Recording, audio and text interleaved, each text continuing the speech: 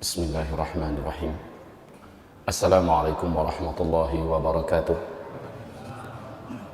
Alhamdulillahi rabbil alamin, wal aqibatu lil muttaqin, wala udwana illa 'alal zalimin. Asyhadu an la ilaha illallah wahdahu la syarika lah, wa asyhadu anna Muhammadan 'abduhu wa rasuluhu la nabiyya ba'dah. Qala Allah subhanahu wa ta'ala fi muhkami tanzilih بعد العياذ بالله من الشيطان الرجيم. يا أيها الذين آمنوا اتقوا الله حق تقاته ولا تموتن إلا وأنتم مسلمون. وقال يا أيها الناس اتقوا ربكم الذي خلقكم من نفس واحدة وخلق منها زوجها وبث منهما رجالا كثيرا ونساء. واتقوا الله الذي تساءلون به والأرحام إن الله كان عليكم رقيبا.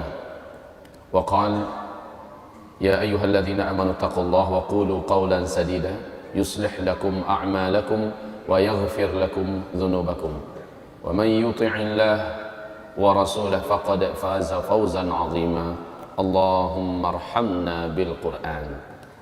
وقال النبي صلى الله عليه وسلم innamal a'mal binniyat wa innama likulli imri'in ma nawa faman kanat hijratuhu ila Allah wa rasulih fahijratuhu ila Allah wa rasulih wa man kanat hijratuhu lidunya yusibuha aw imra'atin yankihuha fahijratuhu ila ma hajara ilaih. Wa ba'du. Ibadallah, ma'asyiral muslimin wal muslimat, mu'minin wal mu'minat, sha'imin was sha'imat, mu'takifin wal mu'tafikat. Arsyadani wa iyyakumullah. Kembali dan senantiasa terus kita bersyukur dan bersyukur agar Allah terus menambahkan nikmat kepada kita. Kita syukuri atas segala nikmat Allah untuk kita yang tidak dapat dihitung dan tak terhingga. Salawat dan salam kita seluruhnya untuk kekasih Allah, kekasih kita semua, Sayyidul Anbiya wal Mursalin, Rasulul Mustafa Muhammadin sallallahu alaihi wasallam. Ma'asyiral muslimin, hamba-hamba Allah yang kami muliakan, hari kiamat sudah diambang pintu. Kiamat pasti terjadi, seluruh makhluk pasti mati, alam semesta hilang. Makhluk yang paling terakhir dibunuh oleh Allah adalah iblis. Seluruh malaikat telah dimatikan, yang tersisa hanyalah malaikat maut dan iblis. Maka Allah berfirman, hai iblis, hari ini janji telah ditepati. Engkau adalah makhlukku yang paling terakhir yang akan dicabut nyawanya oleh malaikat pencabut nyawa, malaikat maut. Iblis melolong, menjerit kesakitan, sakaratul maut. Iblis, kata Rasulullah, menggema sampai ke arasy Allah. Kematian iblis adalah akhir daripada keberadaan makhluk yang ada. Sisa satu lagi, malaikat maut pun dibunuh oleh Allah subhanahu wa ta'ala, habis. Kemudian selama 40, kata Rasulullah, Allah biarkan alam semesta ini senyap, kosong, sunyi, sepi selama 40. Abdullah ibnu Abbas mengatakan, kami tidak tahu itu 40 hari, 40 bulan, atau 40 tahun, atau bagaimana. Hanya Rasulullah mengatakan selama 40 Allah biarkan alam semesta ini sepi, sunyi, tidak ada apa-apa. Bumi sudah hilang, langit sudah hilang, bintang-bintang, galaksi, apapun yang ada sudah lenyap seluruhnya. Hanyalah Al-Wahidul Ahad yang tetap, yang wujud. Kullu man 'alaiha fan. Seluruh yang ada di alam semesta menjadi fana, hilang. Wa yabqa wajhu rabbika dzil jalali wal ikram.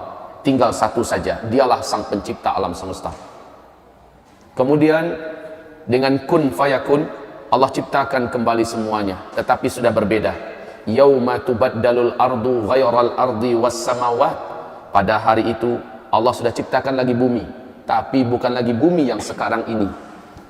Allah ciptakan kembali langit, tapi bukan lagi langit yang sekarang ini. Semuanya yang masa lalu telah dibinasakan, yang sekarang adalah baru. Bumi yang nanti datar, bukan bulat. Sampai di mana ujungnya, dari mana startnya, tidak ada yang tahu. Rasulullah mengatakan bagaikan tikar yang maha luas bumi nanti. Dan bumi itu disebut dengan Ardul Mahsyar. Ini hamparan Ardul Mahsyar yang luas. Sementara ini adalah tanah di mana manusia-manusia di dalamnya ada. Datanglah hujan. Rasulullah bersabda, datanglah hujan, turun dari langit, membasahi bumi di mana ada manusia ditanam di dalamnya. Manusia pun bermunculan seperti cendawan yang tumbuh di musim hujan, kata Rasulullah. Bermunculan dari liang lahatnya, tetapi sudah sama baya dan usianya. Usianya sama muda semua. Dan tidak ada yang berkhitan satupun. Laki-laki, wanita, tidak ada yang memakai pakaian satupun. Telanjang bulat. Muncul. Dan mereka sebaik muncul langsung tahu kemana harus mereka pergi. Langsung seluruhnya tahu kemana mereka harusnya pergi. Kaum muslimin yang kami muliakan, mereka seluruhnya menuju ke hamparan padang mahsyar. Seluruhnya.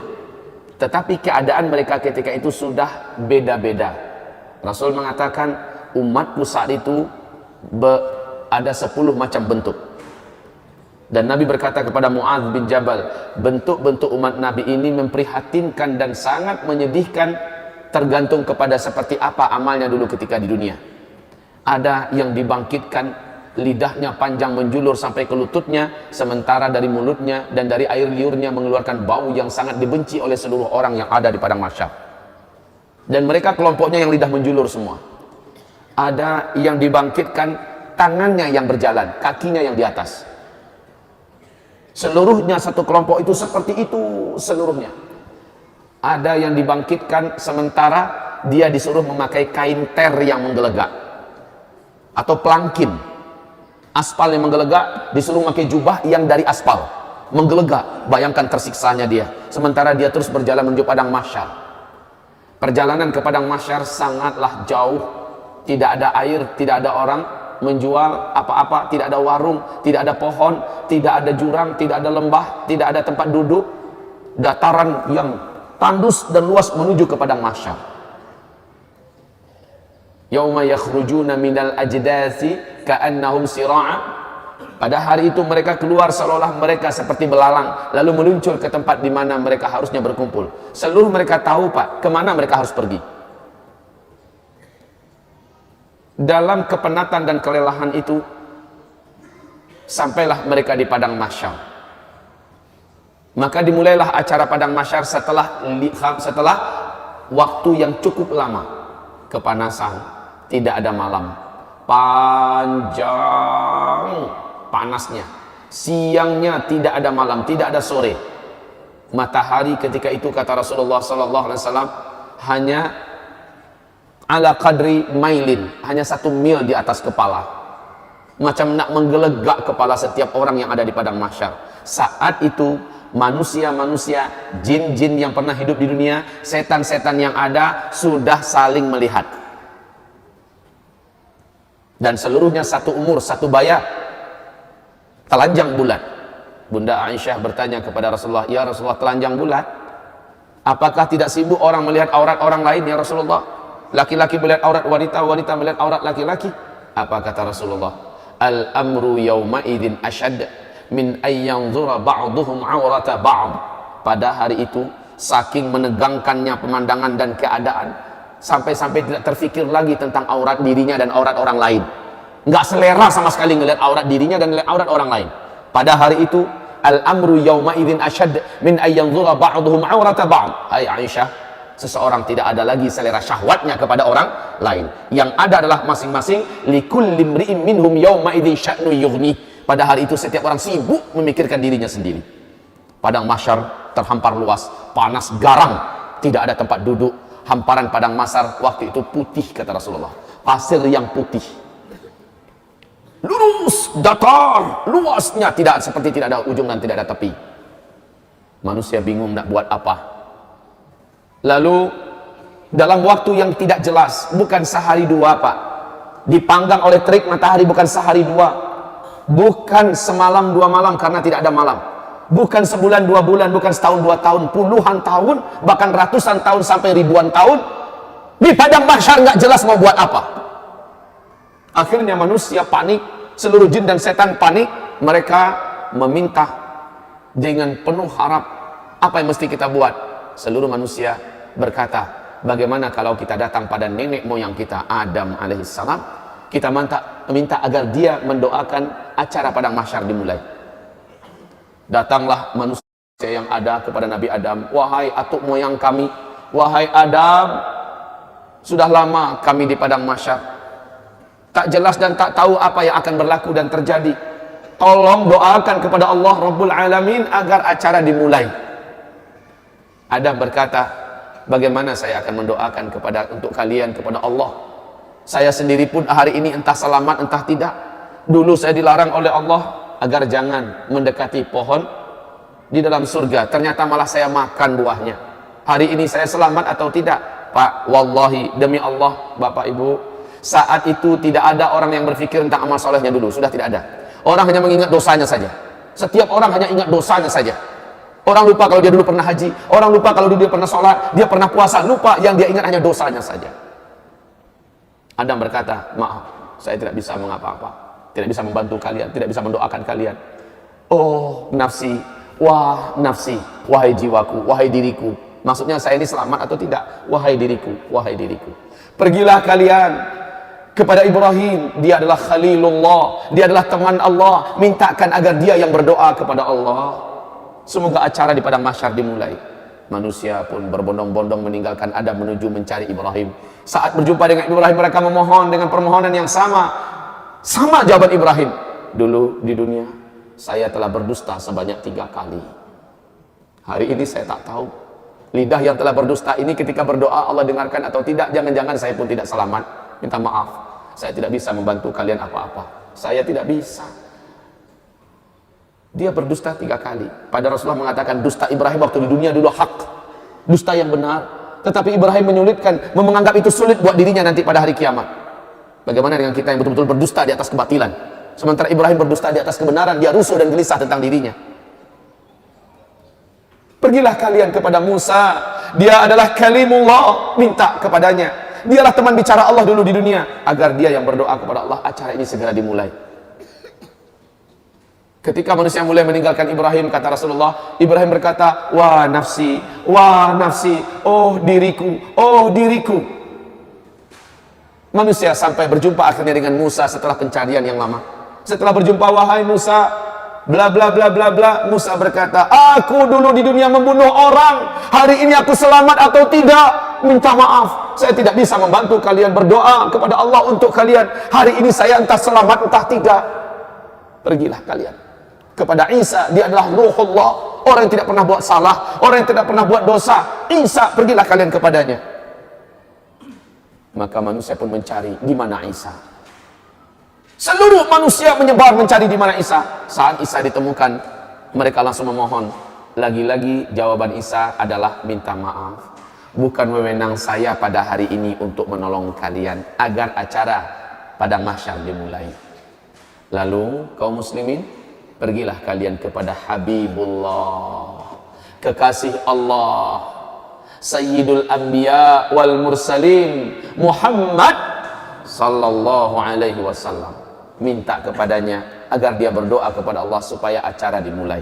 Manusia pun datang berbondong-bondong ketemu dengan Nabi Muhammad, mereka memohon. Apa kata Nabi Muhammad? Saya orangnya pada hari ini diberi wewenang untuk menolong kalian. Maka kata Rasulullah, saya pun sujud dengan sujud yang lama, sujud yang dalam dan panjang. Akhirnya Allah berkata, hai Muhammad, angkatlah kepalamu, utarakan apa yang engkau mau, permintaanmu pasti dikabulkan. Nabi Muhammad pun mengangkat kepala dan berdoa, ya Allah, telah lama kami di padang mahsyar. Sesungguhnya hamba-hambamu ini sudah patut dan pantas untuk mulai diurus. Ya Rabb, mulailah acara padang mahsyar. Allah pun mengabulkan berkat doa Nabi Muhammad, acara padang mahsyar dimulai. Bagaimana tandanya? Awan datang, lalu awan itu bersibak. Malaikat turun bersaf-saf dari langit. Waja'al malaku wal malaku, Dan para malaikat datang saffa, dalam keadaan bersaf-saf. Seluruh mereka diam, mulut mereka terkunci. Sementara mereka bagaikan raksasa-raksasa yang sangat perkasa di hadapan jin dan manusia yang ada di hamparan padang mahsyar. Malaikat berbaris-baris bala tentara Allah yang perkasa-perkasa, diam seperti ketakutan, pucat tegang. Malaikat saja tegang, Pak. Ketika acara dimulai, la haula wala quwata illa billah, seluruh manusia mulai tertunduk ketakutan, khususnya orang kafir. Ternyata apa yang dijanjikan Allah dulu ternyata benar. Akhirat ada, ternyata benar, padang mahsyar ada, dan ini acara akan dimulai.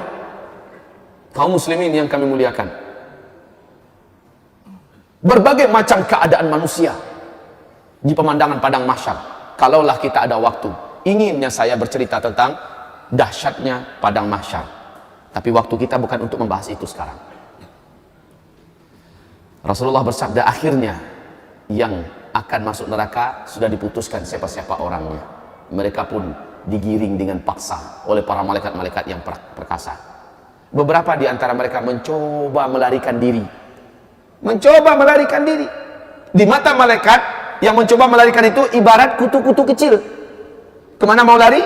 Disentil kembali. Ada yang diambil, ditendang. Kaum muslimin yang kami muliakan, akhirnya mereka diseret, lalu dibawa dan dilemparkan ke dalam neraka.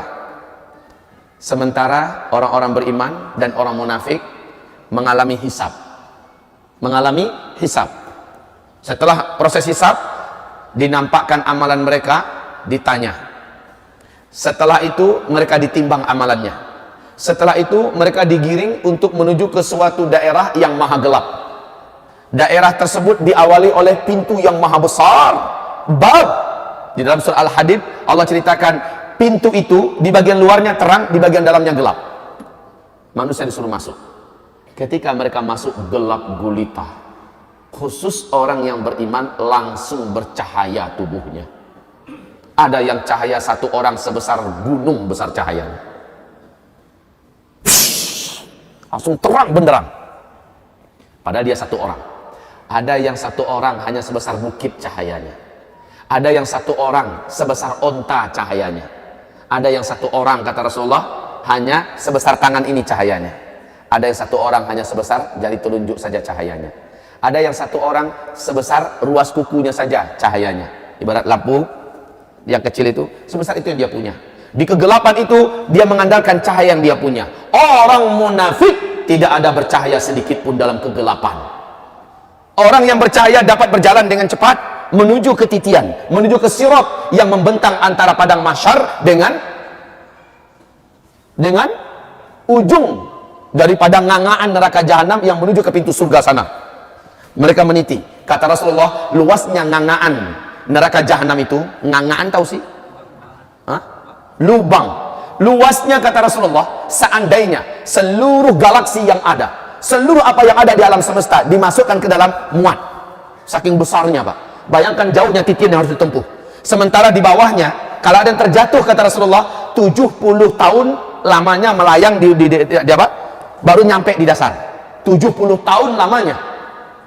Kaum muslimin yang kami muliakan, hamparan yang ada tergantung pada amal orang. Ada yang hamparannya besar dan luas, dia bisa melaju dengan kecepatan tinggi. Rasulullah bersabda, orang-orang bergelantungan kebanyakan. Nampak di pandangan, satu orang itu punya satu titian, bukan satu titian itu bersama. Satu orang punya satu titian. Titian itu tergantung pada amalnya. Ada yang titiannya menjadi kecil dan setajam mata pedang. Itu yang harus ditempuhnya. Sementara orang yang macam ini adalah dosanya banyak dulu di dunia dan dia seorang yang beriman kepada Allah. Dosanya banyak, amalnya sedikit. Sementara kata Rasulullah, di atas titian itu dari bawah menyambar semacam kail dari api, menyambar. Menyambar-nyambar. Sementara dari atas menyambar lagi yang lain. Betul-betul dalam keadaan diuji. Dan kaum muslimin, panasnya hawa dan asap neraka jahanam itu gelap, Pak. Gelap. Kata Rasulullah, sepanas-panas api yang Allah ciptakan adalah api neraka. Api yang paling panas itu berwarna hitam gelap. Orang berjalan, api di bawah panas. Bapak kebayang nggak? Pernah coba nasi yang sedang menggelegak, buka tutup periuknya, lalu hamparkan di atasnya pensil antara Coba jadikan ibarat jembatan, jalankanlah jari bapak seperti itu, agak santai. Sementara nasinya menggelegak, gimana rasa panas? Hah? Mungkin kita akan menjerit, kesakitan, kepanasan. Itu baru menggelegaknya nasi yang kita rebus, beras yang kita rebus. Bagaimana dengan panasnya asap api neraka? Wedus gembel yang pernah menghanguskan Mbah Marijan, waktu bertiup kemarin itu panasnya 600 derajat Celcius. Apapun yang dilewatinya masak langsung pak, angus. Itu baru wedus gembel gunung Merapi. Bagaimana dengan dari dasarnya kawah neraka jahanam? Makanya para sahabat menangis dan menggigil membayangkan nasib mereka. Wa im minhum illa wariduha. Tidak ada satupun dari orang-orang yang hidup di bumi ini yang beriman kepada Allah illa melainkan pasti akan sampai ke neraka dan melewatinya. Para sahabat berkata, ya Rasulullah, berarti kami akan masuk neraka. Kata Rasul, bukan, tapi kamu akan melewati neraka itu di atasnya. Panasnya tetap pak terasa, bagai dipanggang. Gak mampu dibayangkan, bagai dipanggang. Sehingga kata Rasulullah, orang nyampe seberang sana agak seperti hangus bentuknya. Orang nyampe seberang sana, yang selamat nyampe seberang, agak seperti hangus. Ya Allah, siapakah yang paling beruntung? Yang paling cepat melaju di atasnya. Dari awal titian ini ke ujung sana, kal barqil khatif, seperti kilat yang menyambar. Seperti kilat yang menyambar. Bapak tahu kecepatan kilat berapa? 300.000 km per detik. 300.000 km per detik. Kal barqil khatif.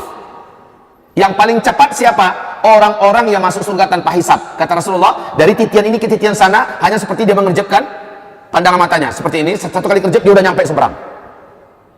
Nah, selain mereka adalah orang-orang mukmin yang sebenar-benar beriman. Mereka lah yang banyak amal soleh, yang taatnya luar biasa, anti terhadap maksiat dan dosa. Dan mereka-mereka ini seperti kilat yang menyambar. Nah, pertanyaan, seberapa cepat sih kilat yang menyambar? 300.000 km per detik. Tahukah Bapak? Di alam semesta kita ini yang sudah ketemu lebih dari 100 miliar galaksi. Mari kita sekarang berfantasi sebentar dalam 300.000 km per detik. Ini kecepatan cahaya. Satu galaksi garis diameternya dapat ditempuh, satu galaksi garis diameternya dapat ditempuh oleh cahaya, satu diameter ya, satu galaksi per satu galaksi. Kita galaksi apa namanya? Hah? Galaksi Bima Sakti. Nama galaksi kita adalah galaksi Bima Sakti. Satu galaksi garis diameternya menghabiskan perjalanan 50.000 tahun cahaya. Satu galaksi. Yang ketemu sekarang sudah lebih dari 100 miliar galaksi. Ya, dapat bayangkan. Sementara seluruh galaksi yang ada di alam semesta dapat dimasukkan dalam ngangaan tadi, lubang neraka jahanam. Bayangkan betapa jauh perjalanan walaupun dengan kecepatan cahaya. Ini harus dititi pak. Kasihan yang amalnya minim. Maka kata Rasulullah, ada yang nanti merangkak di atas titian, dia merangkak. Ada yang bergelantungan. Berapa lama dia akan habiskan perjalanan? Nggak kebayang. Makanya kata Rasulullah SAW kepada Bunda Aisyah, seseorang tidak akan peduli dengan siapapun yang pernah hidup bersamanya dulu di dunia dalam 3 keadaan nanti di hari kiamat. 1, ketika dia sedang dihisab. 2, ketika sedang ditimbang. 3, ketika sedang di titian. Dia akan tidak peduli dengan siapapun. Dia hanya akan peduli dengan dirinya sendiri. Kaum muslimin yang kami muliakan, ya Allah, tidak terbayangkan oleh kita berapa lama dia harus berjalan di atas titian itu. Sungguh hanya amal soleh kita lah yang mampu membuat kita mempunyai kelajuan pak. Ada yang kelajuannya seperti burung yang terbang kata Rasulullah. Ada yang kelajuannya seperti kuda tercepat yang pernah ada di bumi. Ada yang lajunya dia berjalan di atas titian itu seperti orang lari kencang. Ada yang maraton, ada yang jalan dalam keadaan terseok-seok, ada yang sambil merangkak, dan ada yang bergelantungan, dan banyak yang berjatuhan pak. Bapak bayangkan, pernah enggak Bapak bergelantungan jarak 50 meter saja? Kasih jarak antara kita dengan tali yang bergelantung itu 1 meter saja. Coba Pak, sanggup nggak tangan agak 50 meter aja Pak? Di tengah dia udah menggigil tuh karena kelelahan. Lalu lama-lama kita akan lepaskan karena udah nggak sanggup, ya kan? Masya Allah. Biasanya orang-orang militer, orang-orang TNI, orang-orang yang latihan berat di angkatan darat dan lain-lainnya merasakan betapa beratnya ketika menyeberang itu Pak, menyeberang pakai tali yang dengan ala militer ya. Di tengah aja Pak, 20 meter udah akan merasakan kelelahan habis tenaga. Maka kata Rasulullah akan banyak berjatuhan dari umat beliau, masuk ke dalam neraka, berjatuhan. Bapak bayangkan, siapakah kita? Bayangkan, apakah tidak mungkin kita salah satu di antara yang jatuh itu? Bayangkan, apa andalan kita? Amal apa yang baru kita punya? Bayangkan, sudah hebatkah kita dengan sedekah-sedekah kita yang belum seberapa? Sudah hebatkah kita dengan puasa kita? Sudah hebatkah kita dengan kesalehan-kesalehan yang belum seberapa? Bagaimana kalau itu tidak Allah terima? Sementara titian begitu berat akan diseberangi. Jangankan Bapak, saya sendiri pun belum tentu akan selamat. Wahai hamba-hamba Allah yang kami muliakan, beratnya keadaan dalam titian. Sampai di seberang, Rasulullah sudah menunggu, ya Allah. Rasulullah sudah nunggu. Rasul melihat umatnya yang sudah mendekat. Dikit lagi hai umatku, dikit lagi hai umatku. Rasul berdoa, ya Rabb salim salim, ya Rabb salim, ya Allah selamatkan ya Allah. Sedikit lagi hai umatku, sedikit lagi. Dipanggil oleh Nabi. Ada yang mampu sampai ke seberang, ada yang udah dekat, tinggal beberapa meter, tergelincir jatuh. Ya Rabbana, yang nyampe ke seberang seperti hangus, hitam-hitam seluruh tubuh dan wajah mereka. Panasnya titian harus mereka jalani, Pak. Ibu, bayangkan kehidupan yang sebentar ini, yang paling-paling hanya 60 tahun, yang paling hanya 70 tahun. Kita gadaikan kehidupan abadi yang penuh dengan tantangan dan beratnya ujian, serta musibah besar di dalam neraka.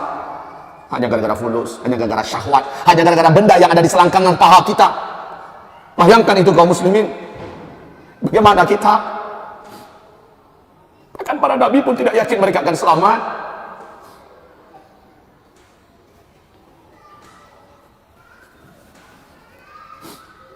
Kaum muslimin yang kami muliakan,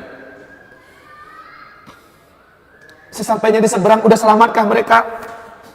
Nyampe di seberang, udah selamatkah mereka? Belum. Sudah tersedia satu telaga khusus disebut dengan telaga Nabi Al-Kautsar. Orang-orang yang selamat ke seberang. Seluruh orang munafik yang tadi gelap, mereka nggak nampak mana sirat mereka. Ketika mereka sampai di tepi jurang, langsung jatuh ke dalam, karena mereka tidak melihat apa-apa. Inilah nasib orang munafik. Orang munafik di belakang berkata, hai orang beriman, tunggu kami, bukankah kita dulu sama-sama Islam? Orang beriman yang punya cahaya meluncur dan berkata, sorry, kalian perlu cahaya, ambil ke dunia. Dulu kalian tertawakan kami karena kami kuat beragama. Orang yang tertawakan jenggot, orang yang tertawakan kita sujud, orang yang tertawakan wanita muslimah kita yang bercadar, orang yang tertawakan hafiz-hafiz Quran, orang yang mengejek pondok pesantren, padahal dia orang Islam, orang-orang yang membuat senang hati orang kafir dengan mengeluarkan kata-kata yang melecehkan dan merendahkan Islam. Mereka kaum munafikin dan para pengikut mereka gelap gulita tidak percaya. Sementara orang beriman singkatnya yang selamat sampai ke seberang, kaum muslimin setelah sampai di seberang belum tentu lagi selamat. Memang kakinya sudah lepas dari tali, dari titian. Dia sudah menginjak daratan menuju ke pintu surga. Dia dipersilahkan minum dari telaga Kautsar. Tapi kata Rasulullah, ada orang-orang dari umatku kelak, saat mereka sampai di seberang, aku membagi-bagikan minuman dari telagaku. Air dari gelas-gelas yang ada di tepi telaga itu sangat banyak, umat Nabi bisa mendapatkannya. Tapi ketika ada orang-orang tertentu ingin mendapatkan, dia didorong oleh malaikat, dicampakkan jauh-jauh. Mendekat lagi dia didorong oleh malaikat, dicampakkan jauh-jauh. Padahal dia haus, ingin minum. Rasul berkata, hai para malaikat, mereka adalah umatku, kenapa kalian melarangnya? Kenapa kalian tahan? Biarkan dia minum. Apa kata para malaikat? Hai Muhammad, engkau tak tahu ya, orang-orang ini adalah di antara umatmu yang setelah engkau tidak ada, mereka mengarang-arang ajaran Islam yang engkau tidak ajarkan. Mereka tidak berhak meminum dari air telaga engkau. Tidak berhak minum dari air telaga engkau. Rasakan saja hausnya. Sementara yang dapat minum langsung hilang hausnya seumur-umur, dan dia bisa menyiramkan ke kepala, maka menjadi segar dan bersih, hidup muda menjadi belialah kembali fisiknya, menjadi indah, bersiap-siap menuju surga. Belum, masih di seberang, belum lagi ke pintu surga. Apa kata Rasulullah? Tahukah kalian siapakah yang bangkrut dari umatku?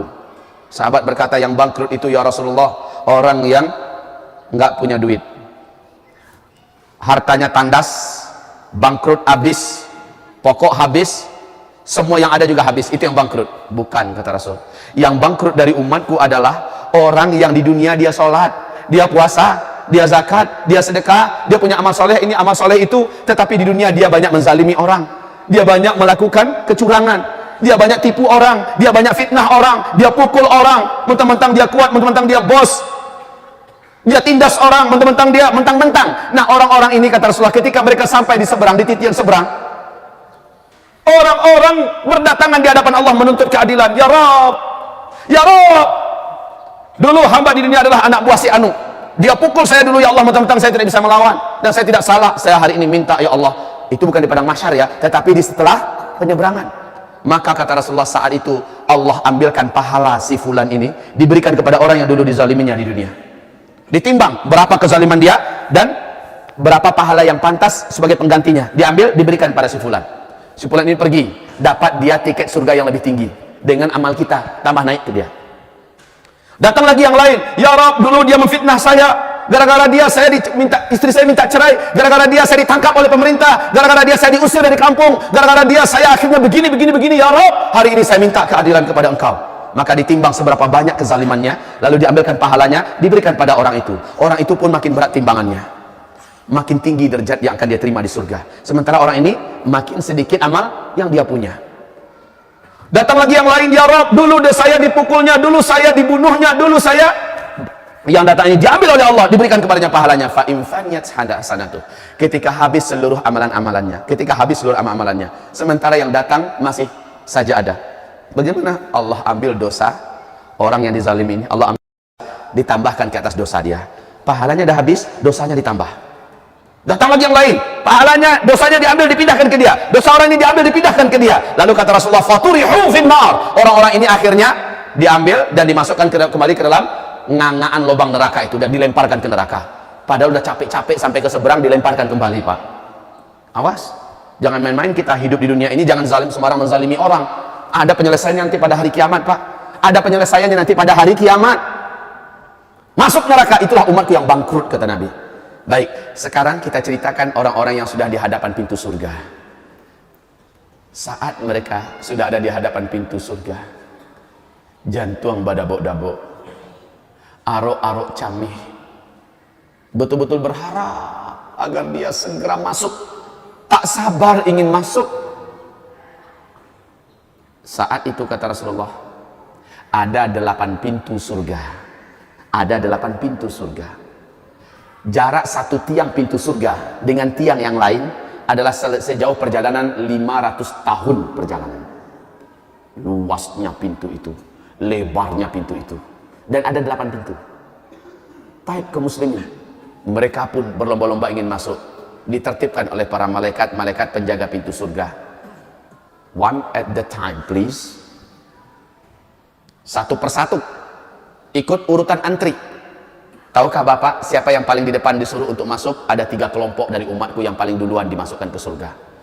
Urida alayya awwalu thalathatin min ummati yadkhuluna jannah. Diperlihatkan kepada saya 3 kelompok dari umat saya nanti pada hari kiamat, mereka paling didahulukan masuk surga sebelum yang lain-lainnya.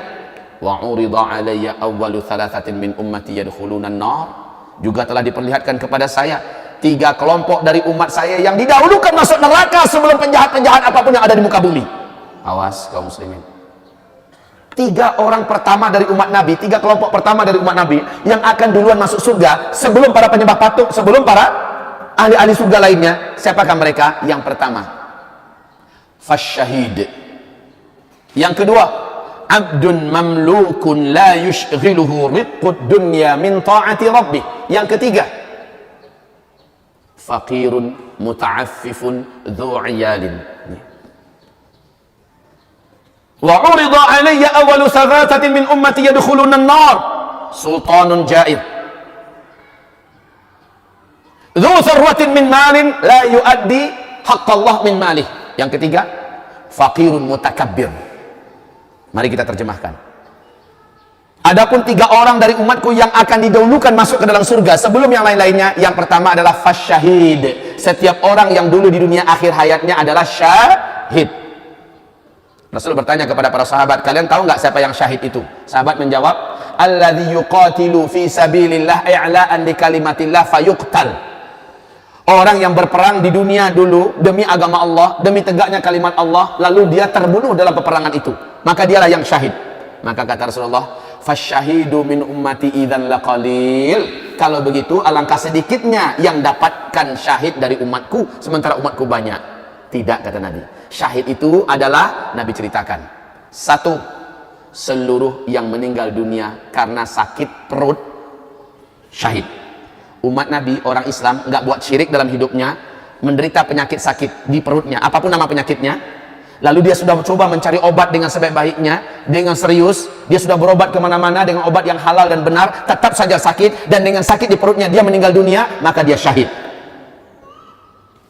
Yang kedua, setiap orang yang sakit di kepalanya, kata Rasulullah SAW, lalu dia meninggal karena sakit kepala itu, fahuwa syahid, maka dia adalah syahid.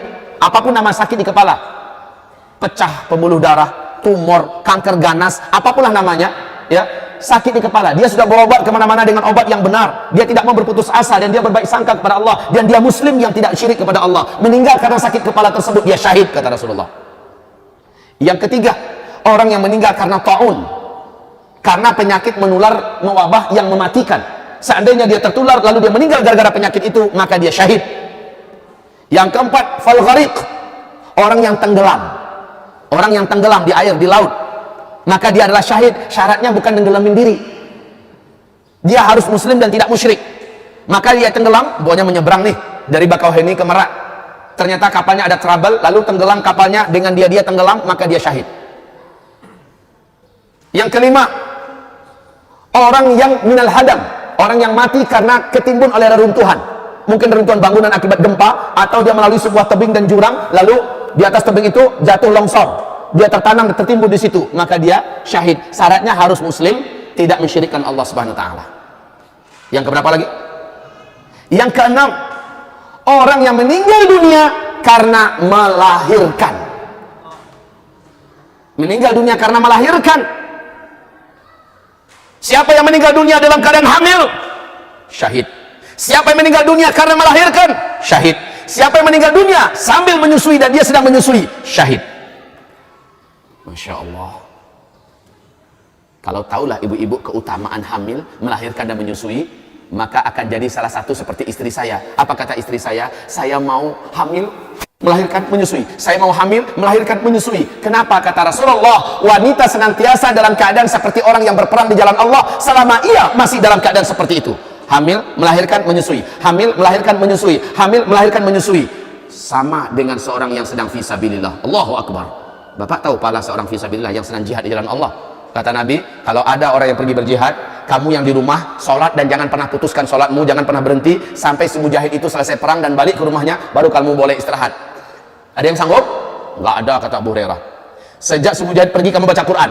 Kamu tidak boleh berhenti baca Quran, baca terus sampai jihad selesai dan mujahid pulang balik ke rumahnya, baru kamu berhenti baca Quran.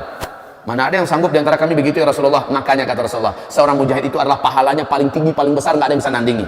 Seorang ibu yang hamil, melahirkan dan menyusui, sama pahalanya dengan orang yang beribadah nggak putus-putus, Pak. Allahu Akbar. Beruntunglah ibu. Cuma ibu yang diberi oleh Allah rezeki ini. Rugi ibu yang minta segera disterilkan. Rugi ibu yang minta, Mas, anak kita cukup 2 ya. Rugi. Kenapa? Pahala besar menganga di hadapan ibu-ibu dengan cara hamil, menyusukan, melahirkan, terbalik, hamil, melahirkan dan menyusukan. Terus begitu. Makanya Bu, jadilah seorang wanita selagi masih muda, belum menopause, produktif. Rezeki anak saya gimana? Allah yang jamin, Allah yang tanggung, jangan pikirkan itu dah. Yang penting suami orang beriman, mau bekerja, Allah yang jamin. Nahnu narzuqukum wa iyyahum. Kami yang kasih rezeki kamu, seperti kami yang memberi rezeki kepada anak-anak kamu. Kaum muslimin yang kami muliakan. Nomor 7. Orang yang meninggal dunia karena terbakar. Falhariqu syahid, orang yang terbakar meninggal dunia syahid. Siapapun yang terbakar, asal dia bukan membakar dirinya, maka itu bunuh diri namanya. Tapi dia terperangkap oleh gedung yang terbakar, rumah yang terbakar, komplek yang terbakar, dan dia meninggal, maka dia syahid. Yang ke-8, orang yang pergi menuntut ilmu, pergi menghadiri majelis ilmu, maka dia terbunuh atau meninggal dalam perjalanannya atau ketika sedang menuntut ilmu, fahuwa syahid, maka dia syahid. Yang ke-9, orang yang membela harta miliknya untuk dirampas orang, dia pertahankan, dituja oleh orang. Dituja apa bahasa ininya? Ditusuk orang, ya, maka meninggal dia syahid. Tanahnya mau dirampas orang, dia mencoba membela diri, dia coba bela hak-haknya, ternyata orang yang mau merampas pakai algojo, pakai bodyguard, pakai tukang pukul untuk gebukin dia sampai mati, syahid. Orang yang meninggal dunia yang ke-10, orang yang meninggal dunia karena membela agamanya, disuruh murtad, dia nggak mau, akhirnya dia dibunuh, ya, maka dia syahid. Masya Allah, banyak ternyata syahid itu, ya, banyak syahid itu kaum muslimin. Kemudian Rasulullah SAW yang mengatakan berikutnya, orang yang membela kehormatan keluarganya ketika kehormatan itu akan diinjak-injak orang lain. Istrinya mau diperkosa di depan matanya, lalu dia bela istrinya, lalu dia terbunuh, dia syahid. Anak gadisnya ditangkap oleh orang, diculik oleh orang untuk dinodai, kemudian dia bela anak gadisnya, dia terbunuh, dia syahid. Muslim ini kayak lebah, Pak, pantang disakiti, nggak mau mengganggu tapi pantang disakiti. Kalau udah disakiti sampai mati, dia selesaikan urusan itu. Nah, coba-coba main-main dengan seorang muslim. Nah, seluruh mereka-mereka ini syahid. Mereka lah yang paling pertama masuk surga, disuruh di depan, Pak. Istimewanya orang syahid seperti ini, di alam kubur dia tidak akan disiksa walaupun dosanya banyak. Subhanallah. Orang yang meninggal dunia di hari Jumat syahid, meninggal dunia hari Jumat syahid, tapi bukan direncanakan. Kalau direncanakan bunuh diri namanya, ya. Kaum muslimin yang kami muliakan, mereka ini disebut dengan syahid dunia. Dia tetap diperlakukan seperti orang meninggal biasa, dimandikan, dikafani, disolatkan, lalu dikuburkan. Ini namanya syahid dunia. Dan mereka ini beda dengan syahid dunia akhirat. Siapa yang syahid dunia akhirat? Yang terbunuh di medan tempur dalam rangka membela agama Allah Subhanahu wa ta'ala. Nilainya beda. Di mana letak bedanya? Lisyahidi indallahi sittu khisal. Untuk orang yang syahid bertempur di medan tempur, terbunuh padahal dia untuk membela kehormatan agama Allah, kalimat Allah, dia terbunuh, ada 6 keistimewaan yang Allah berikan. Satu ini ada A, B, C. Yang pertama, A, yughfaru lahu dhunubuhu fi awali daf'atin min damih. Saat ada yang ternganga daripada tubuhnya, darah menetes satu tetes yang pertama, menghapuskan seluruh dosa-dosa yang pernah ia buat sepanjang umurnya dalam hidupnya. Luar biasa berjihad di jalan Allah ke medan tempur, ya. Bapak kalau ingin tebus dosa-dosa bapak yang sangat banyak, selagi itu bukan syirik, jalan yang paling praktis adalah bertempur di jalan Allah ketika jihad itu terbuka. Peluangnya ada, kesempatan ada, jangan lari, jangan sembunyi, jangan tiarap, jadi pecundang. B, wa yara maq'adahu minal jannah. Dia akan melihat tempatnya ternganga, terbuka di dalam surga. Dia melihat tempatnya, tempat tinggalnya dalam surga, tempat yang maha indah, maha sempurna, maha mahal, besar, istana yang sangat sempurna, dengan kenikmatan yang tidak pernah dilihat di dunia, tidak pernah terkhayalkan dan tidak bisa diucapkan dengan lidah. Itu dilihatnya, dan di gerbangnya pemilik tempat ini, pemilik istana ini, pemilik kebun ini, pemilik segala kekayaan ini adalah dia, namanya yang dia lihat. Saat itu dia terbelalak dan matanya terbuka lebar, dan dia pun tertawa ingin merasanya masuk ke sana. Dalam keadaan seperti itu terjadilah C, tidak merasakan sakitnya sakaratul maut kecuali hanya seperti dicubit saja sedikit. Sementara sakaratul maut itu, Pak, paling ditakuti oleh seluruh makhluk yang hidup di bumi ini. Bahkan Nabi sendiri sampai berkeringat dingin merasakan sakaratul maut itu. Sampai keluar suara Rasulullah yang berat, sampai malaikat Jibril tak mampu melihat dan membuang wajahnya. Rasul sampai berkata, Jibril, jijikkah engkau melihat saya? Tidak ya Rasulullah, mana ada mata yang tega melihat wajah kekasih Allah sedang sakarat, saya tak sanggup melihat. Kata malaikat Jibril. Rasulullah merasakan sakaratul maut, dan Rasulullah berkata, Allahumma hawwin alayya sakaratul maut. Ya Allah, ringankanlah sakaratul maut ini, ringankanlah sakaratul maut ini. Saking beratnya sakarat, Pak. Belum pernah merasakan sakarat, kan? Sakit dan sangat berat. Tapi bagi orang yang syahid, berperang di jalan Allah, hanya seperti kena dicubit. Kenapa? Tahu rahasianya kenapa? Tahu rahasianya kenapa? Saya sudah jelaskan dulu. Saya masih ingat, saya pernah jelaskan di sini bahwa pemandangan surga yang dia lihat, dan di situ ada namanya, menyebabkan segala ketakutan, kesedihan, kesakitan yang ada menjadi hilang dan sirna. Indahnya pemandangan yang dia lihat menghipnotisnya. Coba lihat wanita-wanita Mesir saat Yusuf keluar dan mereka sedang membuka buah dengan pisau mereka, akhirnya buah yang diiris sudah nggak ada lagi, tangan mereka yang mereka iris. Sementara mereka tidak merasakan apa-apa. Mereka tidak merasakan apa-apa. Ini cerita Allah dalam Al-Quran. Kenapa tidak merasakan apa-apa? Saking ruginya pejamkan mata walau hanya sebentar ketika Yusuf lewat. Mulut menganga lebar, mata terbelalak, tangan terus bekerja. Maha suci Allah, ini bukan manusia, ini pasti malaikat. Mereka terus melihat dan menatap Yusuf. Sampai ke sana Yusuf balik-balik. Mereka terus mengiris-iris kulit telapak tangan mereka. Darah udah berserakan, mereka kayak terhipnotis habis, Pak. Sampai hilang Yusuf, baru menjerit semuanya, Pak. Tapak tangannya sudah berserakan dagingnya di meja. Sudah tidak merasakan rasa sakit. Begitulah sakitnya sakaratul maut, menjadi sangat kecil sekali rasa sakitnya ketika melihat pemandangan surga. Dan rata-rata Pak, seluruh orang yang syahid, Bapak akan lihat wajah mereka itu senyum. Wajah mereka senyum. Seperti tertawa. Tutup. Kaum muslimin yang kami muliakan. Itu yang pertama. Yang kedua, wa yujaru min azabil qabri, orang yang terbunuh di medan tempur dalam rangka membela dan menegakkan kalimat Allah, dia akan bebas sebebas-bebasnya daripada urusan yang berat di alam kubur. Nggak ada tanya jawab, tidak ada malaikat mungkar nakir yang akan mensoalnya, tidak ada azab kubur. Yang ketiga, wa ya'manu yaumal faza'il akbar, Allah akan bebaskan dia sebebas-bebasnya dari ketegangan dan ketakutan memuncak di padang mahsyar. Orang-orang pada ketakutan, dia nyantai aja. Kenapa? Dia yang sudah dijamin aman. Alangkah indahnya syahid itu ya.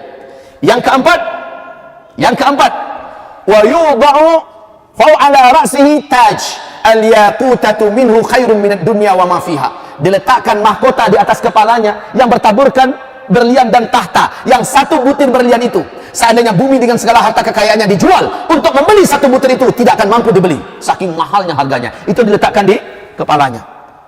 Kemudian yang kelima, wa yushaffi'u sab'ina min aqaribih, Allah berikan kepadanya wewenang untuk menolong dan membela 70 orang karib kerabat yang dulu dekat dengannya di dunia.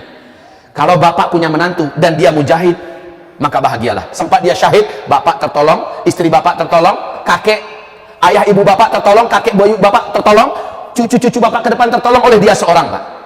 Ini orang sekarang malah keberatan anaknya jadi mujahid. Nah, jangan jadi mujahid ya, kamu teroris, nah. Nggak kepikir oleh dia betapa tertolongnya dia nanti. Kalah hafiz Quran, Pak. Kalah hafiz Quran oleh seorang mujahid yang syahid. Kalau hafiz Quran hanya bisa menolong 10 orang karib kerabat, sementara yang syahid bisa menolong 70 orang karib kerabat. Subhanallah. Yang keenam, wa yuzawwaju ithnatani wasab'ina hura'in min huri'in. Dia akan dinikahkan nanti dengan 72 orang bidadari tercantik surga. Allahu Akbar. Lebih daripada poligami, Pak. 72 orang bidadari surga bagi yang syahid. Oke. Inilah yang pertama dimasukkan ke dalam surga, mereka-mereka yang syahid. Yang kedua, yang paling pertama dimasukkan ke dalam surga adalah abdun mamlukun la yushghiluhu riqqud dunya min ta'ati rabbih. Tisunya habis. Abdun mamlukun la yushghiluhu riqqud dunya min ta'ati rabbih. Seorang budak sahaya yang dikuasai oleh majikannya, diberi beban tugas pekerjaan yang berlapis-lapis, tidak putus-putusnya. La yushghiluhu riqqud dunya min ta'ati rabbih. Sesibuk apapun dia tetap menomorsatukan perintah-perintah Allah Subhanahu wa ta'ala. Sesibuk apapun dia, jazakumullah khairan, barakallahu fiik. Sesibuk apapun dia, ketika panggilan azan berkumandang, hayya 'alas shalah, hayya 'alas shalah, dia sudah meninggalkan apapun kesibukannya, apapun resikonya, walaupun dia dimarah, didamprat, digebukin oleh sang majikan, pokoknya sholat nomor 1. Ketika dia tahu mana-mana perintah Allah dan itu wajib dan dia bisa melakukannya, dia tidak akan tunda-tunda. Allah nomor 1 baginya. Nah, ini coba bandingkan, Pak. Orang yang menomorsatukan Allah, padahal dia punya kegiatan yang paling sibuk, orang-orang ini untuk zaman sekarang masuk dalam hitungan hadis ini. Bapak punya atasan, bapak punya bos, bapak punya komandan. Selaku bawahan kan harus patuh kepada apa kata atasan, apa kata bos. Dan silakan, selama bukan maksiat dan dosa pada Allah, patuhilah, tidak ada masalah. Cuma ketika Allah pemanggil, sang atasan memanggil orang yang mendahulukan panggilan Allah, dan dia siap untuk menerima caci makian dan apapun sanksi, maka orang macam ini nanti di akhirat diberi penghargaan oleh Allah, dia paling dikedepankan untuk masuk surga duluan. Apa kesibukan Bapak? Itulah apa kesibukan Bapak. Nah, yang paling merasa sok sibuk nanti adalah yang Pak Camat, Pak Lurah, Pak Bupati, Pak Wali Kota, Pak Gubernur, Pak Menteri, Pak Presiden, merasa sibuk. Hamba dulu sibuk, ya Allah, banyak punya pekerjaan ini, banyak yang harus dikejarkan, banyak ini, banyak itu. Allah akan tantang orang ini di hadapan hambanya, yaitu Sulaiman alaihissalam. Kayaan mana orang di bumi, orang-orang yang sok merasa kaya, lalu dia sibuk dengan kekayaannya, perusahaannya dari sana-sana, sehingga waktu saya hampir-hampir tidak ada. Ya Allah, Engkau yang sibukkan saya dulu di dunia dengan kekayaan yang melimpah ruah. Mohon pengertianmu ya Allah, please. Dihadapkan dia dengan Sulaiman. Kira-kira kekayaan ente atau dia?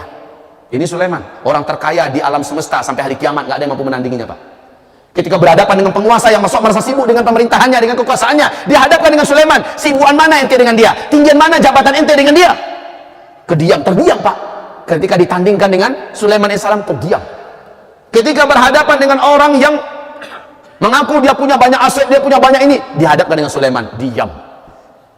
Harusnya kita yang mempunyai kebijakan, mampu memutuskan, kita yang meminta memutihkan, kita yang pimpinan, kitalah yang paling cepat memenuhi panggilan Allah. Panggilan Allah. Bahkan seluruh pegawai stop kerja, sholat bagi yang muslim. Kan begitu, Pak? Harusnya begitu. Ini enggak. Kita ngejar target ya.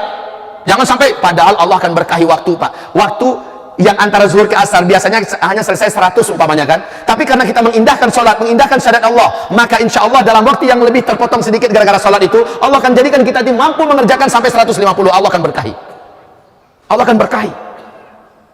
Baik, kaum muslimin yang kami muliakan, ini dia seorang budak yang punya atasan, tetapi kesibukannya dari pekerjaan-pekerjaan yang diwajibkan atasan tidak menjadikan dia menelantarkan kewajiban utamanya kepada Allah Subhanahu wa taala. Orang yang seperti ini cara hidupnya dan cara beragamanya, Allah dulukan dia masuk ke dalam surga. Karena di dunia dia mendahulukan Allah Subhanahu wa taala.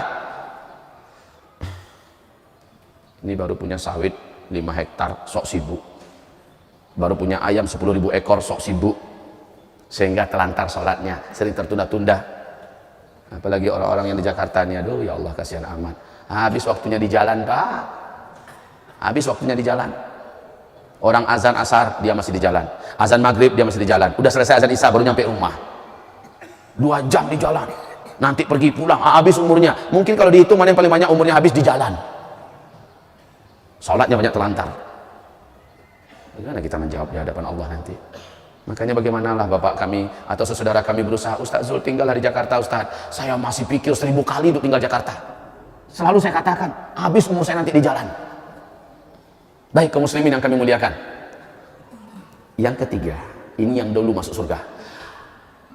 Fakirun muta'affifun dzu'in. Siapkan Al-Qur'annya. Mana Al-Qur'an? Siapkan Al-Qur'annya. Fakirun muta'affifun dzu'iyalin. Seluruh orang-orang yang di dunia dulu dia fakir, sangat-sangat miskin, bahkan terlalu miskin, la yushghiluhu riqqud dunya, muta'affif dzu'iyal. Lihat surat Al-Baqarah ayat 273. Sebelum kita baca, dengarkan dulu urian saya sebentar, standby kan halaman Al-Qur'annya terbuka dulu. Orang fakir yang punya tanggungan keluarga, bininya 1, anaknya 5, bininya 2, anaknya 13. Dia punya tanggungan keluarga, sementara dia kondisinya mungkin jatuh bangkrut, fakir habis-habisan, tapi dia orang yang soleh, orang yang taat, dan dia pantang meminta-minta. Ini jangan jadikan kefakiran kita, kemiskinan kita alasan untuk kita menengadahkan tangan. Orang yang di dunia menjaga harga dirinya daripada meminta-minta, memohon belas kasihan, dia tidak mau sepahit apapun keadaannya, dia coba bertahan. Dan ini yang dibuat oleh seluruh para sahabat. Sahabat-sahabat tidak ada yang mau menengadahkan tangan kemana-mana, itu nggak mau, Pak, apalagi untuk dirinya. Kalau untuk agama sih oke, untuk Islam sih oke, tapi untuk dirinya sorry. Lihat Ali bin Abi Thalib dengan Fatimah istrinya, berhari-hari sampai lebih 9 hari mereka tidak makan kecuali hanya minum air yang ada.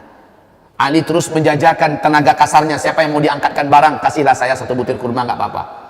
Menantu Nabi kayak gitu, Pak. Dicari tidak ada. Saat itu ekonomi umat sedang pahit dan sedang sulit.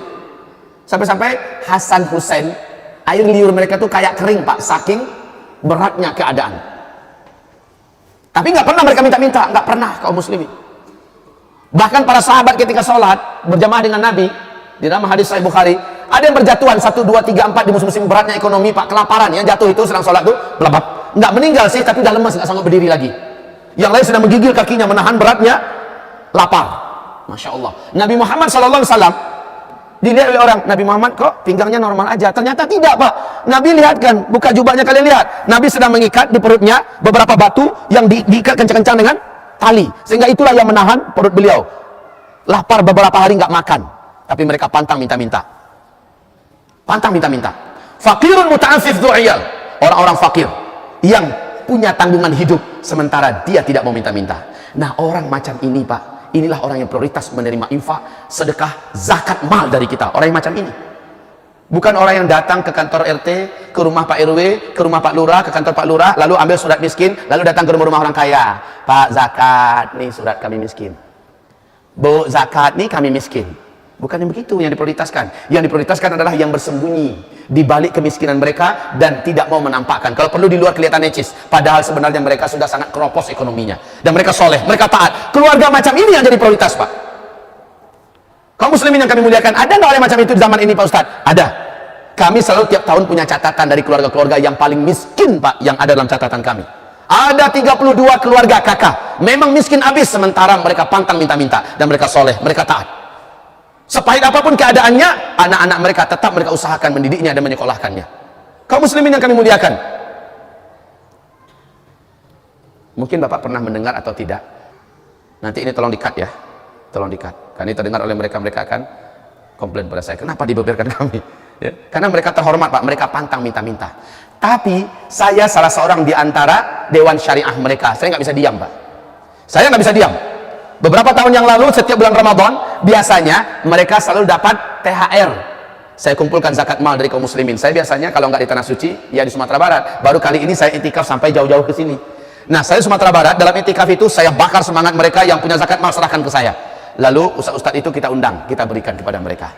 Satu keluarga dapat 750.000, satu keluarga dapat 500.000 menyambut hari lebaran. Biar gembiralah mereka sedikit Pak. Begitu juga keluarga-keluarga yang miskin, yang soleh, yang taat, mereka yang paling berhak menerima zakat mal, infak, wakaf, sedekah kita. Baik kaum muslimin, fuqara. Begitu juga para dai. Para dai Pak, rata-rata, maaf ya Pak ya, maaf, rata-rata para dai itu kere dan miskin. Beda dengan dai-dai ibu kota ya. Beda dengan dai-dai ibu kota, amplopnya guedek. Tapi dai-dai daerah Pak, ya Allah. Saya sebutkan kepada Bapak, seorang tokoh dan ulama Sumatera Barat punya anak 11 orang.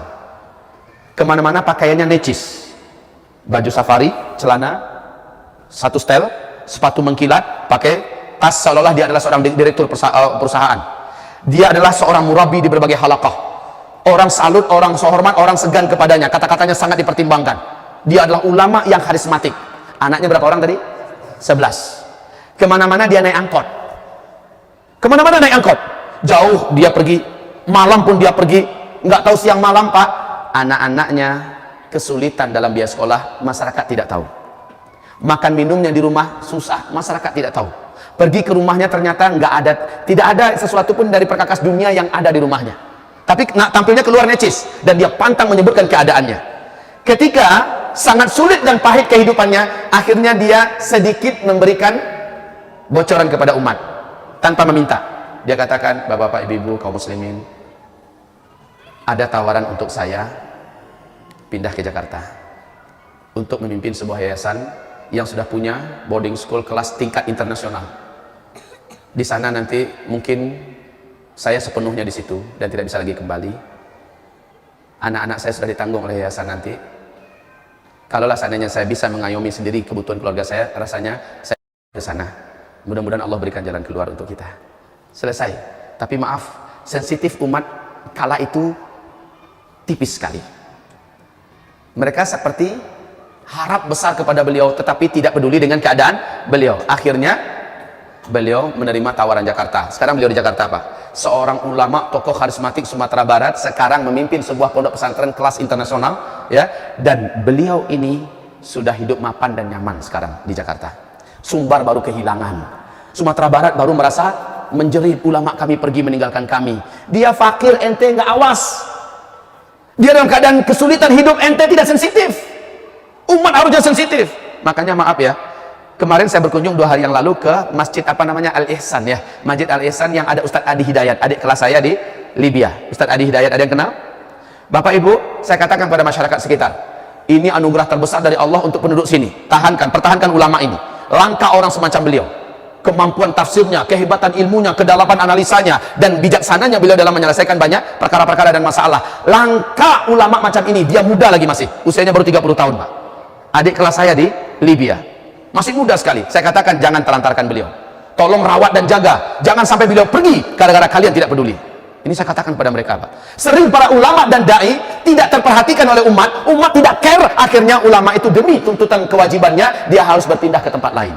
Jangan sampai itu terjadi, Pak. Kalau ada ulama dekat kita, perhatikan kehidupannya. Kecuali ulama penjilat. Kalau ulama penjilat pasti kaya, Pak. Ulama penjilat pasti duitnya banyak, mobilnya kelas pengusaha. Maaf ya, Pak ya, maaf. Ada ulama tidak penjilat dan tidak jahat, tetapi umat yang memang memfasilitasinya. Maka ulama semacam ini insya Allah dia tetap lurus. Tapi tidak sedikit ulama-ulama yang menjilat, ulama-ulama yang menutupi kebenaran. Sehingga apa kata Rasulullah, awwalu man uqdhifa 'alan nar qabla ubadil wathan al-ulama.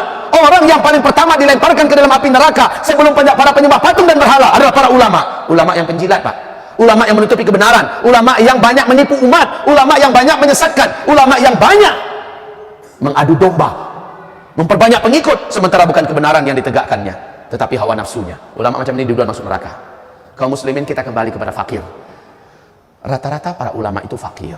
Rata-rata para ulama itu fakir. Dan mereka sebenarnya, Pak, kalau diiming-imingi duit pun mereka tidak begitu menarik baginya duit. Karena mereka lah contoh paling teladan dalam masalah kezuhudan. Tidak menarik bagi mereka. Cuma jangan sampai mereka dibiarkan sengsa. Lihat nih ayat yang saya minta tolong dibuka tadi. Lihat Al-Quran ayat surah Al-Baqarah 273. Silakan dibuka Al-Qurannya. Tolong dibacakan terjemahannya. A'udzu billahi minasy syaithanir rajim. Bismillahirrahmanirrahim. Lil fuqara'il ladzina uhsiru fi sabilillah la yastati'una darban fil ard yahsabuhumul jahilu aghniya'a minat ta'affuf تعرفهم بسيماهم لا يسألون الناس إلحافا وما تنفقوا من خير فإن الله به عليم. اللهم ارحمنا بالقرآن وصدق الله العظيم. Bacakan terjemahannya. Sebentar. Berinfaklah kamu kepada fuqara, orang-orang fakir yang mereka terikat di jalan Allah, terikat dalam perjuangan, habis waktunya untuk mengajar umat, habis waktunya untuk mendidik, habis waktunya untuk dakwah. Terus nggak bisa dagang, nggak bisa usaha, nggak bisa menggalih. Kenapa? Habis waktunya untuk ngurus umat, mencerdaskan umat. Nah, ini pernah saya buat, pernah saya katakan kepada Bapak Ibu semua, pengalaman hidup pribadi saya. Pengalaman hidup pribadi saya, Pak. Awalnya saya dikejar-kejar perusahaan, ya, jadi manajer sini, jadi pimpinan di sini, saya ceritakan. Akhirnya gimana kaum muslimin, saya lepaskan semua. Lalu saya hidup mulai dari nol banget, dengan kasur masih di lantai, satu lemari dan beberapa perkakas alat dapur. Cuma itu yang saya punya. Saya tinggal di pavilion rumah orang. 3 tahun saya seperti itu, Pak. Saya mulai berusaha. Akhirnya saya bisa mandiri. Mulai terkumpul sedikit uang, saya bekerja sama dengan orang yang jenggotnya panjang, jidatnya hitam. Saya titipkan dana 45 juta ke tangannya. Alhamdulillah, ditipu saya, Pak. Bangkrut langsung. Khalas. Saya jual motor yang ada, saya jual mobil yang ada. Saya mulai beli lahan tanah yang luasnya hanya 3.000 meter, yang sudah ada kandang ayamnya, yang saya ceritakan. Lalu saya gigih di situ, Pak. Siang malam saya bersama ayam. Dari 1.500 naik ayam saya, terus naik sampai ke 4.500. Saya punya ayam petelur, Pak. Beberapa kandang mulai berdiri. Tapi, Pak, 1 tahun hampir saya tidak berdakwah. Pulang ke rumah langsung kena ayam, pulang ke rumah langsung kena ayam. Tinggal kewajiban saya mencerdaskan umat, tinggal kewajiban saya menyebarkan ilmu. Padahal Allah memberi saya kemampuan untuk menyampaikan ilmu, tetapi saya sembunyikan kemampuan itu. Alasan saya harus mampu dulu. Saya tidak boleh hidup mengandalkan amplop, dan saya harus jadi orang kaya. Setelah itu saya akan berdakwah. Itu bahasa para dai-dai yang idealis, Pak. Ketika itu saya masih muda sekali, usia saya baru 28, 29, ya, 30 tahun lah kurang lebih. Tapi kaum muslimin yang kami muliakan, menjerit umat. Banyak datang permintaan, kenapa Ustaz tidak mau lagi diundang? Kenapa Ustaz tidak mau lagi memberikan kami ilmu? Kenapa Ustaz tinggalkan kami? Di batin saya juga menjerit. Akhirnya saya tidak mampu menahan, seperti ada teriakan-teriakan besar di dalam jiwa saya yang memaksa saya harus berubah. Saya jual semuanya. Saya katakan pada istri, bersiap-siaplah hidup berpahit-pahit. Saya jual semuanya. Saya jual kandang saya jual ayam saya belikan mobil Panther Touring yang megah, yang mewah, supaya mampu berjalan jauh, Pak. Nah, saya beli itu, apa kata orang-orang yang memang dalam hatinya ada penyakit, dari mana Ustaz tu dapat auto sarancak tu? Tahu artinya? Dari mana nih Pak Ustaz bisa beli mobil semewah itu? mobil pantel touring. Nggak tahu dia kita jual kandang, kita jual sumber penghidupan kita jual ayam kita beli mobil. Udahlah nggak nolong, ribut lagi. Dari mana tuh Ustaz? Belinya tuh dari mana tuh? Ini penyakit Pak. Makanya kata Buya Hamka, kalau ulama di Sumatera Barat tetap tinggal di Sumbar, dunia tidak akan kenal kepadanya. Tapi kalau ulama di Sumbar mau meninggalkan Sumbar, dunia akan kenal dengannya. Saya bukan mencari terkenal gitu Pak, tapi betul, hidup jadi ulama di Sumbar itu pahit. Pahit.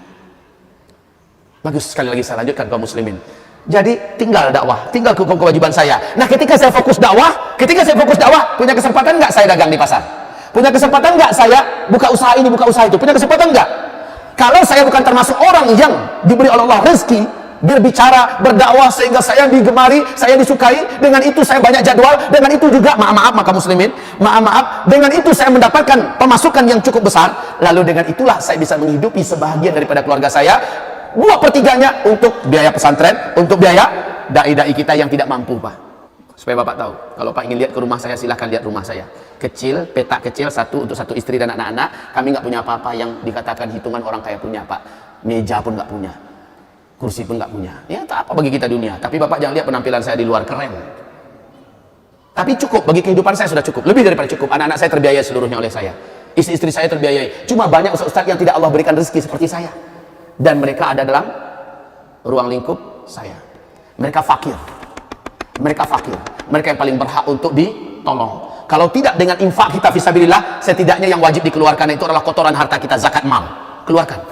Kaum muslimin yang kami muliakan, tapi coba lihat umat, coba perhatikan umat, tanda akhir zaman, wantasyara syuh, sangat menyebar kebakilan di tengah-tengah umat. Yang nggak bakhil tertolong, seperti Ustadz Arifin, alhamdulillah berkumpul bersamanya orang-orang beriman.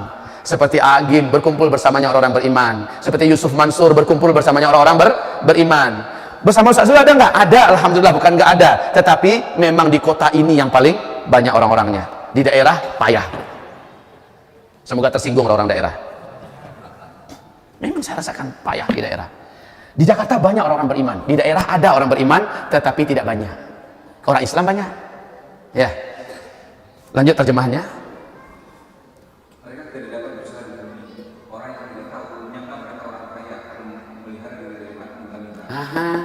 Orang-orang awam yang nggak tahu keadaan nyangka orang kaya. Kenapa? Tampilannya keluar bagus, seolah-olah dia kaya, padahal dia sangat miskin. Dia pantang minta-minta dan dia tidak pernah menyebutkan saya susah. Sudah sekian hari nggak makan, oh sorry, dia tidak akan pernah menyebutkan itu. Tidak akan pernah menyebutkan itu. Semiskin apapun, kalau dia orang beriman yang soleh, dia tidak akan pernah menyebutkan, apalagi ulama, Pak. Baik kaum muslimin kami muliakan, fakir, semiskin apapun kita jangan pernah meminta-minta. Sepahit apapun hidup kita, tahan, usahakan. Allah Subhanahu wa taala jamin untuk kita paling di depan masuk surga. Ini yang ketiga. Oke? Sekarang masuk kita kepada kelompok orang yang paling pertama masuk neraka dari umat Nabi. Ini yang bahaya, Pak. Paling pertama masuk neraka dari umat Nabi. Siapa yang pertama? Yang pertama Sultanun Jair. Penguasa yang diktator. Pemimpin yang jahat kepada rakyatnya. Ya Rasulullah, sifatkan engkau kepada kami, apakah ciri-ciri pemimpin yang jahat? Rasul menjawab, orang-orang yang sebelum dia jadi pemimpin, sebelum dia naik, dia bersumpah-sumpah akan memakmurkan rakyat, akan berpihak bersama rakyat. Tapi ketika dia sudah naik, dia tidak pedulikan nasib rakyatnya. Dia tidak pedulikan dengan keadaan rakyatnya. Itulah pemimpin yang jahat. Dia hanya peduli dengan lumbuang pawi WE Sukang. Hah? Bilang Pak nggak ngerti. Dia hanya peduli tentang isi lambungnya saja. Dia tidak peduli bagaimana keadaan rakyat saya. Pemimpin yang benar, yang ideal itu kayak Umar bin Khattab radhiyallahu anhu. Di masa-masa kelaparan, paceklik panjang, apa kata Umar? Saya Umar bin Khattab, orang yang memastikan diri paling terakhir kenyang setelah rakyat saya semuanya kenyang. Dan saya akan pastikan diri saya paling pertama lapar jika umat saya ditimpa oleh kelaparan. Dan dia buktikan, Pak. Dia kurangi tidurnya. Dia lihat, dia satroni, apakah ada di antara rakyatnya yang belum mendapatkan makanan. Ternyata ada. Di tengah malam, suara beberapa anak menangis. Dia mendekat bersama dengan pegawainya Abu Musa al-Asy'ari. Sesampainya di situ, anak-anak berteriak, "Mak, lapar, Mak." Yang ini menangis, "Lapar, Mak." Umar mencoba mendengar apa jawaban si emak. Dari luar terdengar oleh Umar dan Abu Musa, "Sabar ya nak ya, ini nanti masak." "Kok belum masak-masak?" kata si anak. "Tidurlah dulu, nanti udah masak Mak bangunin ya." Umar melihat ke pintunya hanya pakai saking miskinnya, Pak, hanya pakai gorden yang udah koyak-koyak. Akhirnya Umar minta izin, Bu. Assalamualaikum. Waalaikumsalam. Ibu tua ini melihat, siapa kalian? Kami orang lewat, Bu. Kenapa di rumah ibu anak-anak pada nangis semua? Ibu itu diam. Saya dengar mereka minta makan ya, Bu ya. Ibu itu diam. Ibu lagi masak apa? Kau lihatlah sendiri, katanya. Umar terkejut melihat yang dimasak adalah batu. Batu direbus. Kapan masaknya batu? Bu, sejak kapan ini, Bu? Sejak dari petang tadi. Anak-anak saya sudah berapa hari nggak makan, mereka kelaparan. Saya tidak tahu lagi bagaimana caranya untuk menina bobokkan mereka. Saya iming-imingi mereka supaya tunggu, nak, ini nanti masak. Lah kapan mau masaknya? Batu. Apa kata ibu ini? Umar bin Khattab nanti bertanggung jawab di hadapan Allah atas apa yang menimpa kami. Padahal dia ngomong dengan Umar bin Khattab. Dia sebagai Amirul Mukminin, dia sebagai khalifah. Tapi kami kelaparan, dia tidak tahu. Padahal dia tidak tahu kalau Umar ronda mengurangi tidurnya demi melihat memastikan siapa rakyatnya yang belum dapat jatah. Masya Allah, Pak. Ini pemimpin ya. Pemimpin nomor satu mengurangi tidurnya demi memastikan siapa yang masih lapar di antara rakyatnya. Dan ternyata dia dapatkan ibu tua ini berkata, Umar bin Khattab bertanggung jawab dan tidak hadapan Allah atas keadaan kami ini. Menggigil Umar. Dia pun keluar. Diiringi oleh Abu Musa al-Asy'ari. Dia langsung ke Baitul Mal. Dia ambil gandum, dia ambil apa yang bisa dibawa. Apa kata Abu Musa al-Asy'ari? Wahai Amirul Mukminin, kenapa tidak engkau biarkan para tukang kuli yang membawakan, jangan engkau? Atau biarkan di pundak saya, kata Abu Musa. Abu Musa ini tubuhnya lemah, Pak. Kata Umar, jangan. Apakah engkau siap memikul tanggung jawab saya ini di hadapan Allah ketika saya berurusan dengan Allah nanti? Biarkan saya yang pikul sendiri, kata Umar. Lalu Umar datang ke tempat ibu itu dan bawa ini, Bu, masakan yang benar untuk anak ibu. Apa kata ibu itu setelah bersyukur kepada Allah? Kalaulah Amirul Mukminin kami, Umar bin Khattab, seperti engkau orangnya. Padahal memang Umar. Beginilah kaum muslimin, pemimpin itu begitu. Betapa banyak kelaparan di mana-mana, pemimpinnya bertanggung jawab. Betapa banyak tidak pakai jilbab, pemimpinnya bertanggung jawab. Betapa banyak yang meninggalkan sholat, pemimpinnya bertanggung jawab. Betapa banyak yang tidak berpuasa di siang Ramadan, pemimpinnya bertanggung jawab. Sehingga Rasulullah bersabda 10 orang saja yang di bawah pimpinannya. Sementara dia sudah mukallaf muslim. Apabila dia tidak sholat, pemimpinnya yang sudah bertanggung jawab di hadapan Allah. Apabila dia berzina, pemimpinnya yang memikul dosanya setelah dia juga memikul dosa. Masya Allah, betapa besar dosa para pemimpin yang tidak peduli dengan rakyatnya. Pantas kata Rasulullah dalam Isra Mi'raj, orang yang paling banyak di dalam neraka kuliah dari kalangan umatku adalah para penguasa dan orang kaya, penguasa dan orang kaya. La haula wala quwata illa billah. Kaum muslimin yang kami muliakan, sultanun jair, penguasa yang hanya tahu dirinya sendiri, tapi dia tidak peduli dengan nasib dan keadaan rakyatnya. Harusnya pemimpin itu, listrik mati di mana-mana, pastikan rumah kita juga sedang mati listrik. Pemimpin itu kayak gitu, Pak. Pemimpin itu kayak Umar bin Abdul Aziz. Umar bin Abdul Aziz, pemimpin itu kayak gitu. Gimana? Anaknya datang di malam hari, beliau sedang lembur kerja. Khalifah, Pak, lembur kerja. Di rumah dinas, lagi lembur kerja. Datang anak Umar bin Abdul Aziz. Ayah, mau bicara, ayah? Boleh? Silahkan, nak. Yang ingin engkau bicarakan masalah pribadi, masalah keluarga, atau masalah umat, masalah Islam? Masalah pribadi, ayah, masalah keluarga. Kalau begitu tunggu sebentar. Dia hidupkan lampu lilinnya, lampu togoknya, ya. Kemudian dia matikan lampu-lampu yang ada. Kemudian dia letakkan di depannya. Sekarang bicaralah, ayah dengarkan. Ayah, kenapa semua lampu dimatikan? Kata beliau, semua lampu yang ada itu minyaknya adalah milik negara. Sementara yang ini milik pribadi, dari uang kantong ayah pribadi. Engkau bicara pribadi kan, urusan keluarga, maka tidak boleh fasilitas negara dipakai. Bicaralah, nak. Subhanallah, ini pemimpin takut menggunakan fasilitas, takut kepada Allah. Pemimpin macam ini hanya ada dalam Islam, hanya ada dalam khilafah Islamnya. Pemimpin-pemimpin yang super ideal hanya ada dalam Islam. Ini yang pemimpin, Pak, takut menggunakan fasilitas rakyat. Semoga Allah beri kita para pemimpin yang seperti ini suatu hari kelak. Amin. Semoga Allah sadarkan pemimpin yang ada sehingga mereka takut pada Allah dan sayang pada kita. Amin. Semoga Allah berikan kepada kita pemimpin-pemimpin yang bertakwa, yang saleh, pemimpin yang zuhud, wara' dan tawakal pada Allah. Amin. Kaum muslimin yang kami muliakan, yang pertama, duluan masuk neraka tuh para pemimpin itu. Duluan. Umat-umat yang akan diseret ke neraka gara-gara mereka, ya Allah. Kami dulu jadi lalai. Kami dulu tidak mereka kontrol, yang tidak berjilbab diseret ke neraka untuk disiksa, dicuci dulu dosanya sebelum masuk surga. Sebelumnya mereka berkata, ya Rabb, pemerintahan kami tidak mewajibkan kepada kami syariat engkau dan tidak menghukum kami yang melanggar syariatmu, maka kami tuntut mereka di hadapan kami, izinkan mereka di depan kami, izinkan mereka 2 kali lipat merasakan azab dibandingkan kami. Gara-gara mereka rakyat menuntut dan mempersalahkan penguasanya. Buka surah Al-Ahzab dalam masalah ini, kaum muslimin. Yang kedua, orang yang paling duluan masuk neraka. Yang kedua, Orang yang paling duluan masuk neraka dari umat Nabi Muhammad SAW adalah dzu sarwatin min mal la yuaddi haqqallah min malih.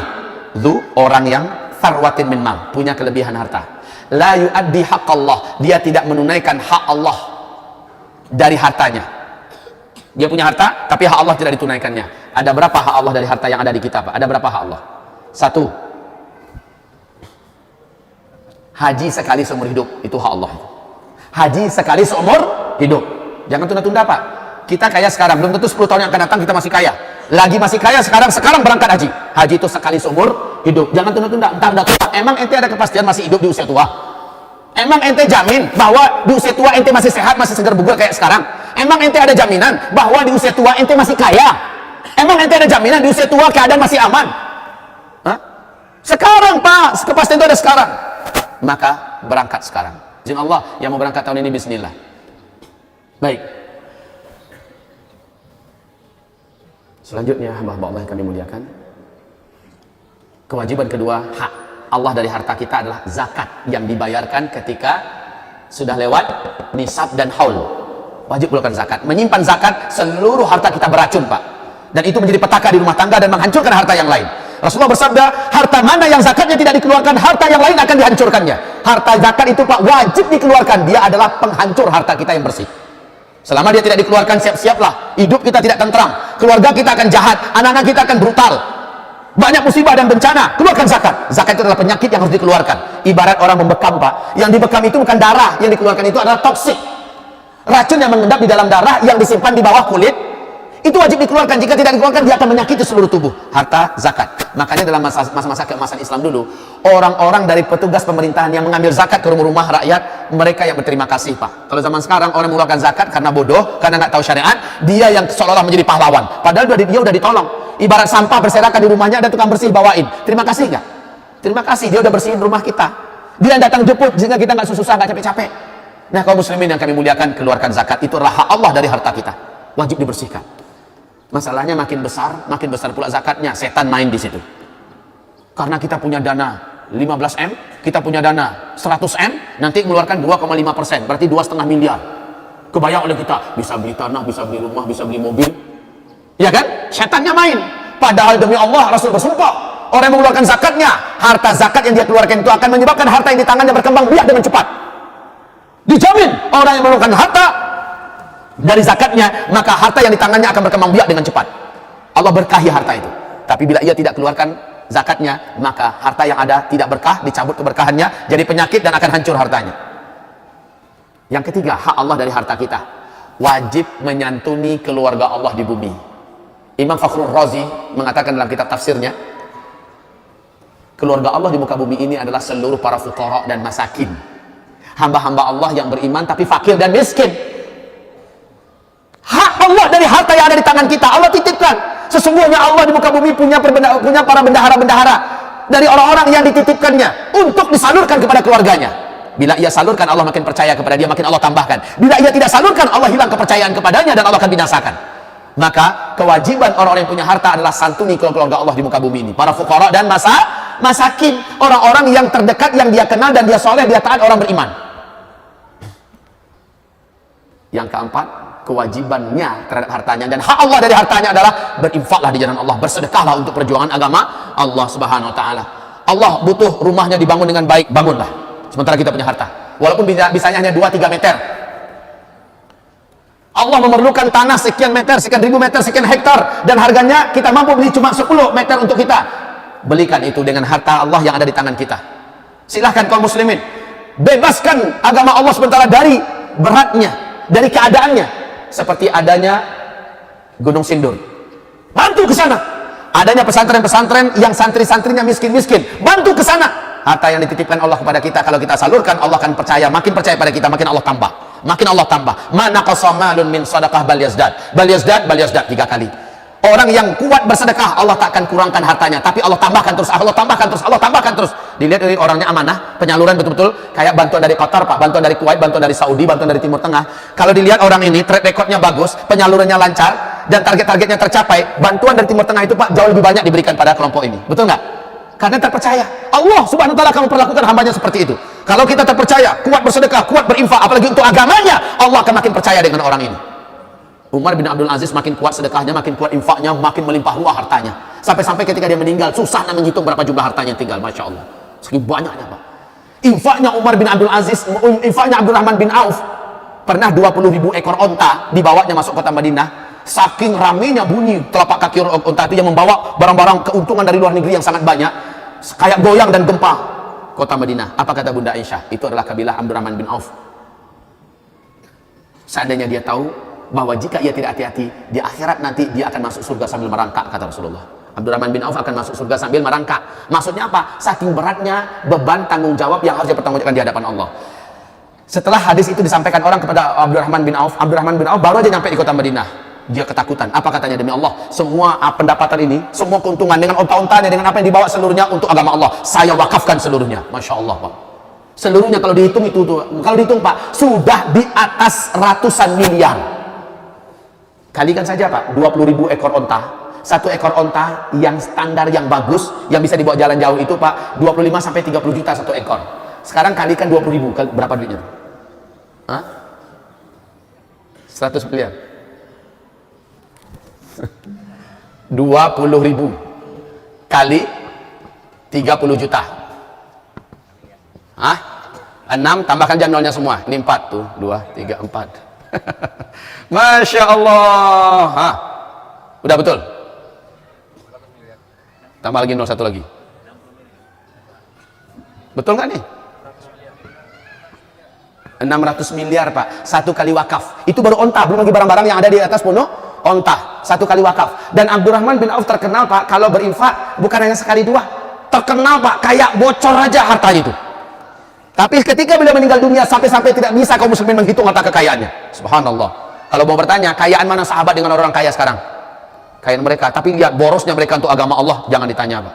Cuma mereka strategi dagangnya mantap. Kita juga harus strategi Pak, mesti ditinggalkan. Untuk modal aman itu harus dipertahankan. Dengan itu kita jalan terus. Penghasilannya infakkan, wakafkan di jalan agama Allah, bantu keluarga Allah, maka yang ini Allah jamin. Baik, kita lanjutkan. Sudah selesai tadi terjemahannya? Oh ya, sudah selesai tadi? Belum, nah, sampai selesai lah.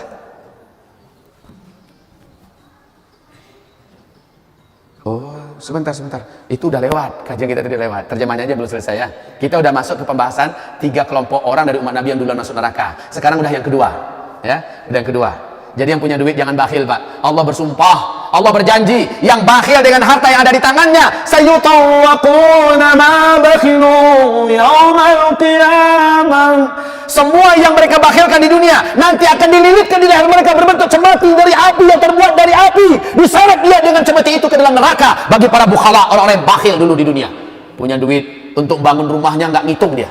Berapa harga rumah? Biasa 12M, 15M. Untuk bangun masjid hanya setengah M atau 1M, ngitung Pak. 100 juta dia berikan, sudah jadi pahlawan, minta diberitakan di televisi, di koran. Orang bakhil. Apa? Allah, masyaallah muslimin. Yang ketiga, kelompok orang yang paling duluan masuk neraka sebelum para penyembah patung dan berhala. Yang ketiga, ini dia yang terlalu Pak. Fakirun mutakabbir. Onde mande. Ini baru terlalu Pak. Fakir, apa arti fakir? Orang yang super miskin. Orang yang super miskin. Mutakabbir, sombong. Kalau kaya sombong, mendingan Pak ya. Ini udah miskin, sombong. Nah, yang sombong itu definisinya apa? Nabi jelaskan kepada para sahabat, sombong itu ada 2. Pertama, batarul haq. Yang kedua, wa ghamtun nas. Batarul haq, menolak yang benar. Apa yang benar? Al-Quran, ayat-ayat itu benar. Hadis-hadis adalah benar.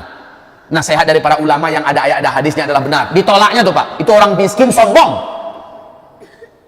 Batarul haq, udahlah miskin, hidupnya Senin Kemis, tapi ketika dinasihati, Bok ya kamu tuh sholat dong, kenapa? Sekali lagi lu nasihatin gua. Pantang ditegur, pantang dinasihati. Orang miskin sombong. Kamu sih orangnya tidak mau dengarkan nasihat orang. Ngomong apa lu barusan? Sekali lu coba ngomong, gua robek tuh mulut. La ilaha illallah. Sombong Pak, pantang ditegur, pantang diluruskan, pantang dinasihati. Dibacakan ayat, dia akan marah kepada orang yang membacakan ayat. Dibacakan hadis, makan tuh hadis katanya. Udahlah miskin, sombong lagi. Orang macam ini paling duluan masuk neraka, pantas. Terus sombong yang kedua, wa ghamtun nas, meremehkan orang lain. Dianggap remeh orang lain. Udahlah miskin, nggak remeh orang pula tuh. Ini perangai sombong kaum muslimin. Nah, orang macam ini paling duluan masuk neraka. Paling duluan masuk neraka. 3 kelompok dari umat Nabi yang duluan masuk neraka. Demikianlah uraian saya. Hadis ini sahih Imam Muslim dari Abu Hurairah, didapatkan dalam kitab Hadil Arwah ila Biladil Afrah. Baik, sebelum kita buka tanya jawab, prioritas antara penggunaan uang untuk menuntut ilmu dengan uang sedekah. Mana yang lebih prioritas? dengan uang apa? Untuk menuntut ilmu gitu. Jadi kita punya dana untuk sekolah. Iya. Dana tersebut kita gunakan untuk sedekah. Yang pertama. Yang kedua adalah penuntut ilmu itu wajib bagi sedekah. Tapi bagaimana kalau penuntut ilmu tersebut kita menggunakan dana-dana kita dapat beasiswa, tapi sebuah dana beasiswa tersebut dari sumber yang kita Riba. Masya Allah. Baik, terima kasih. Yang di bawah perlu saya komentari. Yang terakhir, dana haram dipakai untuk manusia, dipakai untuk dikonsumsi, untuk menimba ilmu, ya, maka dana tersebut tidak diberkahi oleh Allah pasti. Dan orang ini juga kalau dia belajarnya tidak akan diberkahi oleh Allah, maka dia tidak akan berhasil. Kalau dia orangnya kita sekolahkan dari dana riba, insya Allah orang itu akan jadi orang jahat, bukan jadi orang baik. Ya, kalau anaknya dia sekolahkan, maka anaknya akan jadi penjahat. Lihat saja. Maka jangan pernah dana haram dijadikan untuk biaya pendidikan. Dana riba kemana penyalurannya? Ada 2 pendapat. Syekh Islam Ibnu Taimiyah mengatakan penyalurannya untuk jihad fisabilillah saja. Sementara Syekh bin Bas dan juga begitu juga Syekh Profesor Dr. Yusuf Al-Qardawi mengatakan boleh untuk fasilitas umum, buat jalan, memperbaiki WC yang rusak, untuk fasilitas umum segala macamnya, boleh. Ini 2 pendapat.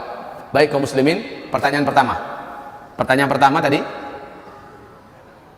oh ya, dana infak bolehkah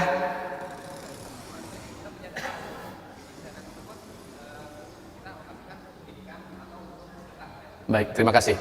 Tahukah Bapak Ibu apa beda infak dan sedekah? Kenapa agama lebih mengwar-warkan? Kalau bahasa orang Malaysia, lebih mengwar-warkan itu apa artinya? Lebih menggembos agar kita lebih kuat berinfak. Bahkan kata Rasulullah, standar kuat dan lemahnya iman seseorang lihat kepada kuat atau tidaknya dia berinfak. Makin sedikit dia berinfak menandakan makin tipis imannya. Makin berani dia berinfak menandakan iman di dalam dadinya besar, kuat. Sementara sedekah, maaf ya, infak harta yang dikeluarkan untuk kepentingan ajaran agama Allah, untuk kepentingan perjuangan agama Allah, untuk kepentingan tegaknya agama Allah, ini infak. Maka harta yang dikeluarkan untuk para mujahidin itu infak fisabilillah. Harta yang dikeluarkan untuk para dai dan ulama yang pergi berdakwah, maka itu adalah infak. Harta yang dikeluarkan untuk para penuntut ilmu di jalan Allah Subhanahu wa taala, penuntut ilmu agama Allah ya, ke pesantren, ke Mesir, ke mana-mana, itu adalah infak. Harta yang dikeluarkan untuk dalam rangka mengatasi kristenisasi, mengatasi kendala-kendala yang terjadi di pelosok-pelosok pedalaman ya, yang berkaitan dengan agama, itu adalah infak fisabilillah. Sementara sedekah adalah harta yang dikeluarkan untuk membantu manusia-manusia terdekat dengan kita, membantu manusia-manusia terdekat dengan kita, tidak ada urusannya dengan penegakan agama Allah. Contoh, memberi duit pada orang tua kita, sedekah. Memberi belanja untuk istri kita, sedekah. Memberi nafkah untuk anak kita, sedekah. Memberi santunan pada fakir miskin, sedekah. Memberi tunjangan kepada kepada pegawai kita, sedekah. Ya. Membantu memperbaiki jalan-jalan yang rusak, sedekah. Apapun yang tidak ada hubungannya untuk penegakan agama Allah, maka yang harta dikeluarkan adalah sedekah. Dan itu nilai kembaliannya dari Allah hanya 10 kali lipat. Sementara kalau infak, pengembaliannya dari Allah 700 kali lipat, start dari situ. Luar biasa. Dan para sahabat itu hampir-hampir mereka tidak bisa berzakat di akhir tahun karena harta mereka di tengah jalan habis untuk infak di jalan Allah, untuk kepentingan dakwah Rasulullah, untuk kepentingan jihad. Masya Allah, sering habis di tengah jalan. Nah, kaum muslimin yang kami muliakan, manakah lebih prioritas? Jadi begini Pak, seorang ibu di kota Payakumbuh, dia termasuk ibu terkaya di kota Payakumbuh Pak, udah tua. Usianya sekarang kalau saya nggak salah udah 86 tahun, masih hidup. Ya. Ibu ini namanya, siapapun orang Payakumbuh pasti tahu nama orang ini. Wanita konglomerat, sudah tua tetapi sangat dermawan di kota Payakumbuh. Dia pernah bertanya pada saya, Pak Ustadz, dia panggil amak pada dirinya dan saya panggil amak kepada beliau. Amak akan mau memberangkatkan orang ke tanah suci. Orang yang tidak mampu, amak akan berangkatkan dia ke tanah suci, pergi haji. Kira-kira dapat nggak amak pahalanya? Saya katakan kepadanya, kalau orang yang amak kirim adalah orang yang soleh, akidahnya lurus, dan dia punya ilmu tentang ibadah haji, insya Allah mak, kalau dia kerjakan secara baik, amak akan dapatkan pahala dia sebanyak apa dia mendapatkan untuk dirinya. Insya Allah amak dapatkan pahala menghajikan orang sampai dia menjadi haji mabrur. Tapi mak, kalau amak mau tahu ada pahala yang tidak tanggung-tanggung besarnya, mak mau tahu nggak? Mau Pak Ustadz? Mak, biaya haji orang amak berangkatkan haji berapa? Lebih kurang 35 juta katanya. Lebih kurang 35 juta. Tahu nggak mak? Kalau orang yang tamat pesantren tingkat SMA, mana yang cerdas, yang kuat semangat belajarnya, dan miskin, mak berangkatkan dia ke Mesir mak. Belajar dia di Al-Azhar University selama 4 tahun, pulang dia selesai S1, dia sudah menjadi dai, dia sudah menjadi ustadz yang bisa menerangi umat dari kegelapan dan kejahilan. Mak, biaya pemuda ini, biaya laki-laki itu pulang pergi itu habis 35 juta mak. Pulang pergi dan biaya 4 tahun itu habis 35 juta. Saya dari Mesir, jadi saya tahu biayanya sampai sekarang kurang lebih segitu-gitu pak. Berarti satu kali memberangkatkan orang haji bisa memberangkatkan sampai selesai satu orang remaja muslim kita yang punya kemampuan, punya semangat. Mak, ketika dia pulang, lalu dia ceramah, dia bakar semangat orang untuk taat kepada Allah. Lewat lisannya banyak yang tobat mak, lewat lisannya banyak yang sholat, lewat lisannya banyak yang puasa sunat, lewat lisannya mak banyak yang pergi haji, banyak pergi umroh, lewat lisannya mak. Akhirnya seluruh orang-orang yang beramal tersebut dapat oleh ustadz itu mak pahalanya. Sebanyak yang mereka buat, pahalanya mengalir untuk ustadz itu. Dahsyat ya pak ya, mengalir untuk ustadz itu. Dan sebanyak apa yang ustadz ini dapat, di copy paste oleh Allah, dapat oleh mak. Mana mak? Ratusan mungkin ribuan orang yang berangkat haji gara-gara dana 35 juta, atau mak ingin dapat pahala satu haji saja? Termenung dia pak, termenung dia. Inilah dia dahsyatnya mengangkat anak asuh yang dididik untuk menjadi ulama. Pilihlah anak-anak yang cerdas, dia punya kemauan kuat, keluarganya mendukung, dan dia tidak mampu biayai. Ini lebih hebat pak, lebih hebat. Sekolahkan ke sekolah sampai ke Mesir, sampai ke Madinah, sampai mereka menjadi ulama. Ketika mereka pulang, sudahlah kita mendapatkan pahala yang mengalir yang tidak ada putus-putusnya. Makanya di akhirat dalam hadis Sahih Bukhari Muslim, tunggu dulu sebentar, tadi ada 3 orang dari kelompok umat Nabi yang duluan masuk surga. Siapa tadi yang pertama? Seluruh yang syahid. Yang kedua? Yang kedua? Seorang budak yang sibuk tapi tetap memprioritaskan Allah. Yang ketiga, orang fakir yang menahan diri dari meminta. Ternyata yang mengalahkan seluruh orang-orang yang akan duluan masuk surga itu, yang mengalahkan seluruh mereka adalah Sahih Bukhari Muslim berikut ini. Dipanggil orang-orang yang sholat di dunia, yang sholatnya menakjubkan dan mengagumkan, dipersilahkan masuk surga. Apa kata orang yang sholat itu? Ya Allah, hamba bisa mengamalkan semuanya karena ada guru hamba yang memotivasi hamba, ada ulama yang menceramahi hamba sehingga hamba tersentuh, lalu hamba beramal seperti itu. Ya Allah, hamba bahagia, bersyukur hari ini bisa masuk surga. Tapi hamba minta kepada engkau, jadikanlah guru hamba di depan hamba, dia di depan hamba ya Allah, untuk masuk surga. Karena dia udah pasti masuk surga nih ya, tapi dia permohonan, izinkanlah guru kami yang di depan.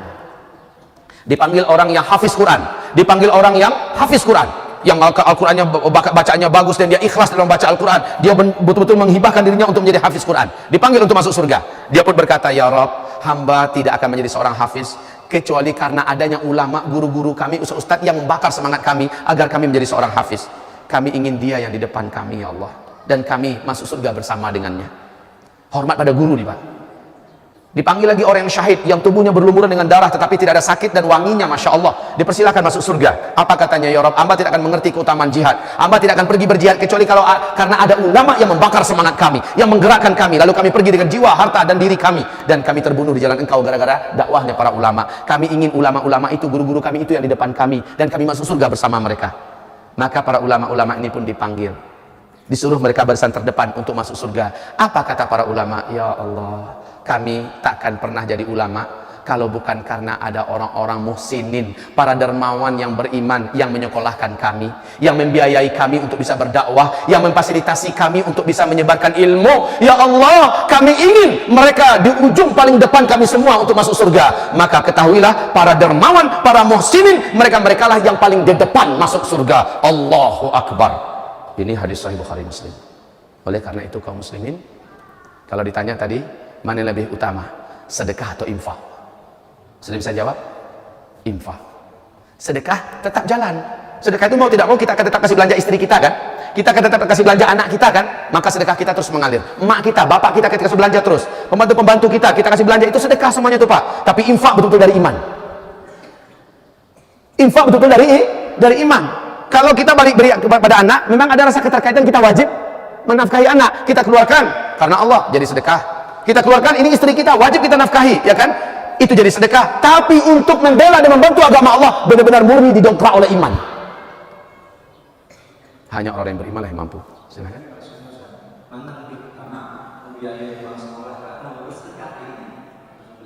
Begitu. Ya sudah jelas, infak untuk agama Allah lebih prioritas. Tapi ingat, ketika untuk diri kita dan orang yang wajib kita ayomi, selesai dulu ya, baru kita berinfak untuk agama Allah. Jangan sampai berinfak untuk agama Allah lalu kita mati kelaparan di rumah. Salah.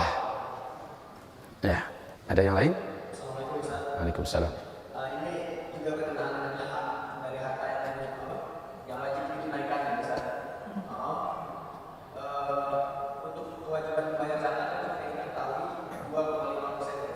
Ya, tidak semua. Karena ada juga zakat peternakan, zakat pertanian, itu yang lain itu. Nah, ya, nisabnya beda-beda. Tapi kalau perdagangan dan harta memang 2,5%. Terus? Ya.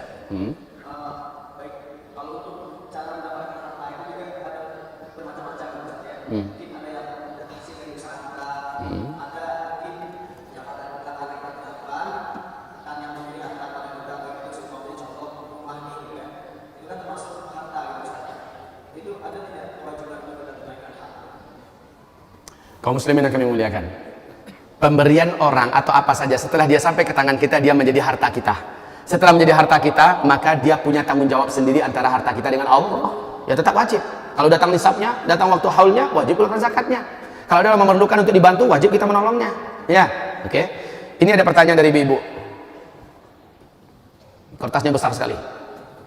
Ustadz, lebih utama mana? Uang umroh atau menolong orang lain? Uang untuk umroh atau menolong orang lain? Karena umroh sudah berkali-kali. Kalau umrohnya baru satu kali ini, di dalam kitab fiqh sunnah, fiqh sahih, fiqh sunnah ya, sahih fiqh sunnah dijelaskan umroh satu kali bagi orang yang mampu hukumnya wajib seumur hidup. Tapi bukan rukun Islam ya, yang rukun Islam adalah haji. Tapi bagi orang yang mampu, umroh sekali seumur hidup hukumnya wajib. Nah, kalau itu umroh pertama, dulu kan umroh. Tapi bila ini umroh berkali-kali, tirulah apa yang dilakukan oleh generasi salaf dulu. Mereka utamakan menolong orang lain. Dan pahala menolong orang lain menjadikan dia berpahala, umrohnya dianggap oleh Allah selesai, dia dapat pahala umroh dan dia dapat pahala menolong orang lain. Ya. Baik, ini pertanyaan ibu kami. Tunggu, ada lagi. Assalamualaikum. Satu, Ustadz, saya mau tanya, bagaimana jika yang syahid itu meninggalkan hutang di dunia? Apakah orang itu tetap bisa mendapat prioritas masuk surga tanpa hisab? Tidak. Dia akan tertahan di pintu surga sampai dia selesaikan dulu urusannya dengan orang yang dulu dia berhutang dengannya. Terus terjawab yang pertama. Yang kedua, apakah gagal ginjal, jantung termasuk kategori sakit perut? Yes. Itu masuk dalam kategori penyakit yang ada di dalam tubuhnya, di dalam perutnya. Ini masuk nggak? Masuk. Jika ia sudah berobat, tidak sembuh dan dia meninggal karena itu, dia insya Allah syahid. Ya. Silakan, ada yang lain bertanya? Assalamualaikum warahmatullahi wabarakatuh. Banyak pertanyaan saya lihat sama kurang saya lupa banyak sama cara satu kecil orang beriman tidak terbelenggu tetapi tidak terlalu mengulurkan sehingga dia saya lupa. Yeah. Kemudian ketika kita melihat contoh-contoh dari sahabat Rasulullah sampai Abu Bakar itu cukup udah proses. Nah, bagaimana mengkomunikasikan kedua ini ke kehidupan orang lain? Baik, bagus pertanyaannya Pak. Pertanyaannya, ada ayat dalam Al-Quran yang Allah Subhanahu Wa Taala mengatakan, jangan sesekali kamu meletakkan tangan kamu di tengkuk kamu dan jangan kamu melepaskannya selepas-lepasnya. Fataq'uda maluman mahdhura. Nanti kamu akan menyesal dan dihinakan. Maksudnya adalah meletakkan tangan di tengkuk, jangan terlalu bakhil. Karena ini pasti akan dicela oleh orang-orang. Siapa yang bakhil akan dikutuk oleh orang, dibenci oleh orang. Dan jangan pula terlalu boros, sekali berinfak habis-habisan sampai nggak punya harta lagi, jadi miskin setelah itu. Kamu akan dihina. Baik kaum muslimin, bagaimana dengan Abu Bakar? Pertanyaan beliau. Beliau infakkan hartanya sampai habis semua. Perlu diketahui, Abu Bakar dalam kondisi menginfakkan seluruh hartanya sampai habis, dan dia berani berkata ketika ditanya oleh Nabi, apalagi kamu sisakan untuk keluargamu? Jawaban Abu Bakar, Allah dan Rasulnya. Maksudnya apa? Di hati mereka sudah ada kekuatan iman kepada Allah dan cinta pada Rasulnya, itulah yang aku tinggalkan untuk keluargaku. Ini kondisi Abu Bakar, anak-anaknya udah pada gede semua, udah bukan tanggungan dia lagi. Paham? Udah bukan tanggungan dia lagi. Sementara Abu Bakar As-Siddiq mempunyai kemampuan dagang. Dia punya channel-channel, dia punya link-link, habis pun yang ini dia masih bisa melanjutkan ini. Gitu ya. Mudah dipahami ya? Silakan. Assalamualaikum Ustaz, maaf saya Noval. Saya ingin bertanya, apabila ada seorang ibu yang mempunyai beberapa anak dan ibu itu sudah tidak bisa berusaha menghidupi anak-anaknya, namun dia sangat taat pada Allah dan jalan terakhirnya adalah yang menjadi PSK. Namun Waduh. dia itu rela menjadi seorang PSK itu untuk menghidupi anak-anak. Saya jawab dengan satu kaidah usul fikih, dan kaidah ini tidak satupun ulama ahli mazhab yang membantahnya. An-niyatul hasanah la tubarrirul haram. Niat semulia apapun tidak menjadikan niat itu menjadikan yang haram menjadi halal. Yang haram tetap haram, dosa besar yang dia buat itu. Walaupun niatnya ingin memberikan nafkah pada anaknya, tapi apa yang dia tempuh, jalan yang dia ambil adalah dosa besar, haram, dan anaknya besok ke depan akan menjadi pelacur seperti dia, atau akan menjadi pecundang di tengah masyarakat, atau akan menjadi onar di tengah, menjadi sampah karena dia menafkahnya dengan nafkah yang haram. An-niyatul hasanah la tubarrirul wasilah. Niat yang baik, ini kaidah yang kedua, tidak berarti membolehkan segala macam cara haram. Ya. Ya. Waalaikumsalam. Jadi tadi ada 3 golongan orang yang termasuk surga, itu orang sendiri juga yang karena perbuatan atau miskin. Untuk yang 3 lagi ini saya ada juga catatan budaya yang masih ini dia adalah maka dapat amanat pemimpinnya Jahat. memikirkan diri sendiri, yang kedua itu Pak, yang memikirkan diri sendiri itu salah satu bentuk kejahatannya. Tapi judulnya adalah pemimpin yang jahat, itu aja. kedua itu adalah akhir. Orang yang punya kelebihan harta tapi hak Allah tidak dia tunaikan. Yang ketiga adalah, memang belum yang ketiga ya? Oh sudah, fakirun mutakabbir, orang fakir yang sombong. Gitu ya. Ini ada pertanyaan di kertas. Yang itu ya, 5 hak Allah tadi punya baru 4 sebutkan. 5 hak Allah. Ya, ketika dia mampu, ada yang hak Allah dari haji, seterusnya sampai lahir infak. Nah, yang 5 belum dia sebutkan. Ada saya sebutkan 5 tadi. Mungkin saya lupa. Saya rasanya tidak ada menyebutkan angka 5. Wallahu a'lam. Ya. Ini pertanyaan berikutnya, Pak Ustadz, bolehkah kita berdoa supaya mati syahid? Bolehkah kita berdoa supaya mati syahid? Berdoa boleh nggak? Itu yang pertama dulu. Boleh. Berdoa minta mati haram. Berdoa minta mati, ya Allah nggak tahan lagi dengan hidup yang berat ini, ya Allah matikan hamba cepat.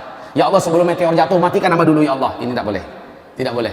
Tapi berdoa minta meninggal ketika sujud, berdoa ketika sedang berdoa minta mati di tanah suci sedang ihram, berdoa minta agar kita mati dalam keadaan baca Quran, ini dibuat oleh para sahabat dan mereka meninggal seperti apa isi doa mereka. Utsman bin Affan dalam kondisi sehatnya dia berdoa, ya Rabb wafatkanlah hamba ketika hamba sedang puasa, ketika hamba sedang membaca Al-Quran, wafatkanlah hamba ketika hamba sedang engkau ridhoi dan hamba ridho kepadamu.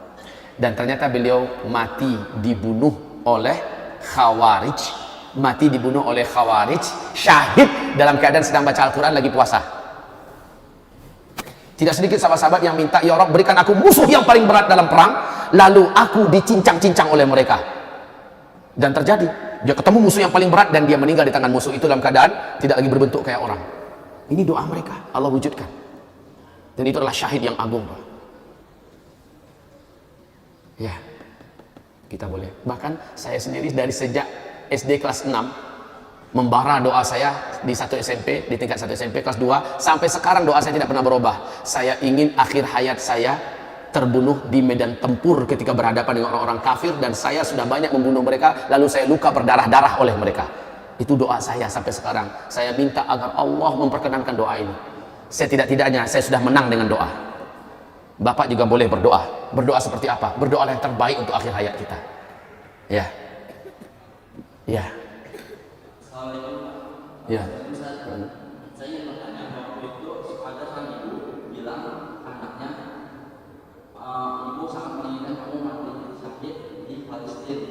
Nah, suatu ketika anak itu nanya ke Ustaz, bagaimana pendapat Anda kalau saya mati sakit di Palestina? Ustaz itu berkata bahwa itu mati konyol karena ibarat tidak tahu bagaimana, tidak tahu bagaimana cara takut, kamu mati satu syahid yang tanpa kemampuan, katanya itu mati konyol. Lebih baik kamu menuntut itu saja, itu sama dengan sakit. Mohon tanggapannya Ustaz. Ya. Harapan ibu itu adalah seorang ibu yang beriman. Ibu ini sangat luar biasa imannya ketika dia berdoa berharap anaknya syahid di bumi terbaik di akhir zaman, Palestina. Itu bumi terbaik di akhir zaman. Dan ibu menginginkan anaknya syahid di situ. Inilah ibu yang sebenarnya ibu. Dia tahu untuk apa dia melahirkan anak, untuk menjadi seorang pejuang dan harus di kelas yang paling elit. Kelas paling elit adalah pejuang yang menjadi mujahid di Syam. Dan tempat yang terbaik di Syam adalah Palestina. Dan ibunya menginginkan seperti itu, menandakan ibu yang beriman. Ini baru ibu yang berkualitas. Sementara jawaban Ustadz kurang bijaksana. Kurang bijaksana. Dia harus motivasi anak ini, si murid ini, sambil mengatakan, tapi sebelum itu nak, kamu wajib menimba ilmu dulu. Kamu wajib menjadi orang yang alim, hafiz Quran, taat beragama, kuat beribadah, dan fisik kamu juga harus oke. Baru kamu berangkat. Nah, ini harusnya jawaban seorang yang alim. Bukan kamu mati konyol untuk apa, bukan begitu ya. Semoga Allah ampuni kita. Assalamualaikum warahmatullahi wabarakatuh. Waalaikumsalam. Pertanyaan saya, di akhir zaman ini, khususnya apabila kita melihat ke media sosial dan lainnya, rasanya fitnah ke umat muslim sangat begitu besar dengan, mohon maaf, pemerintah, baik secara Indonesia ataupun daerah tertentu. Bagaimana kita menyikapi dalam kondisi sekarang ini? Pertama itu. Kedua, terkait yang dipotongnya Ustaz.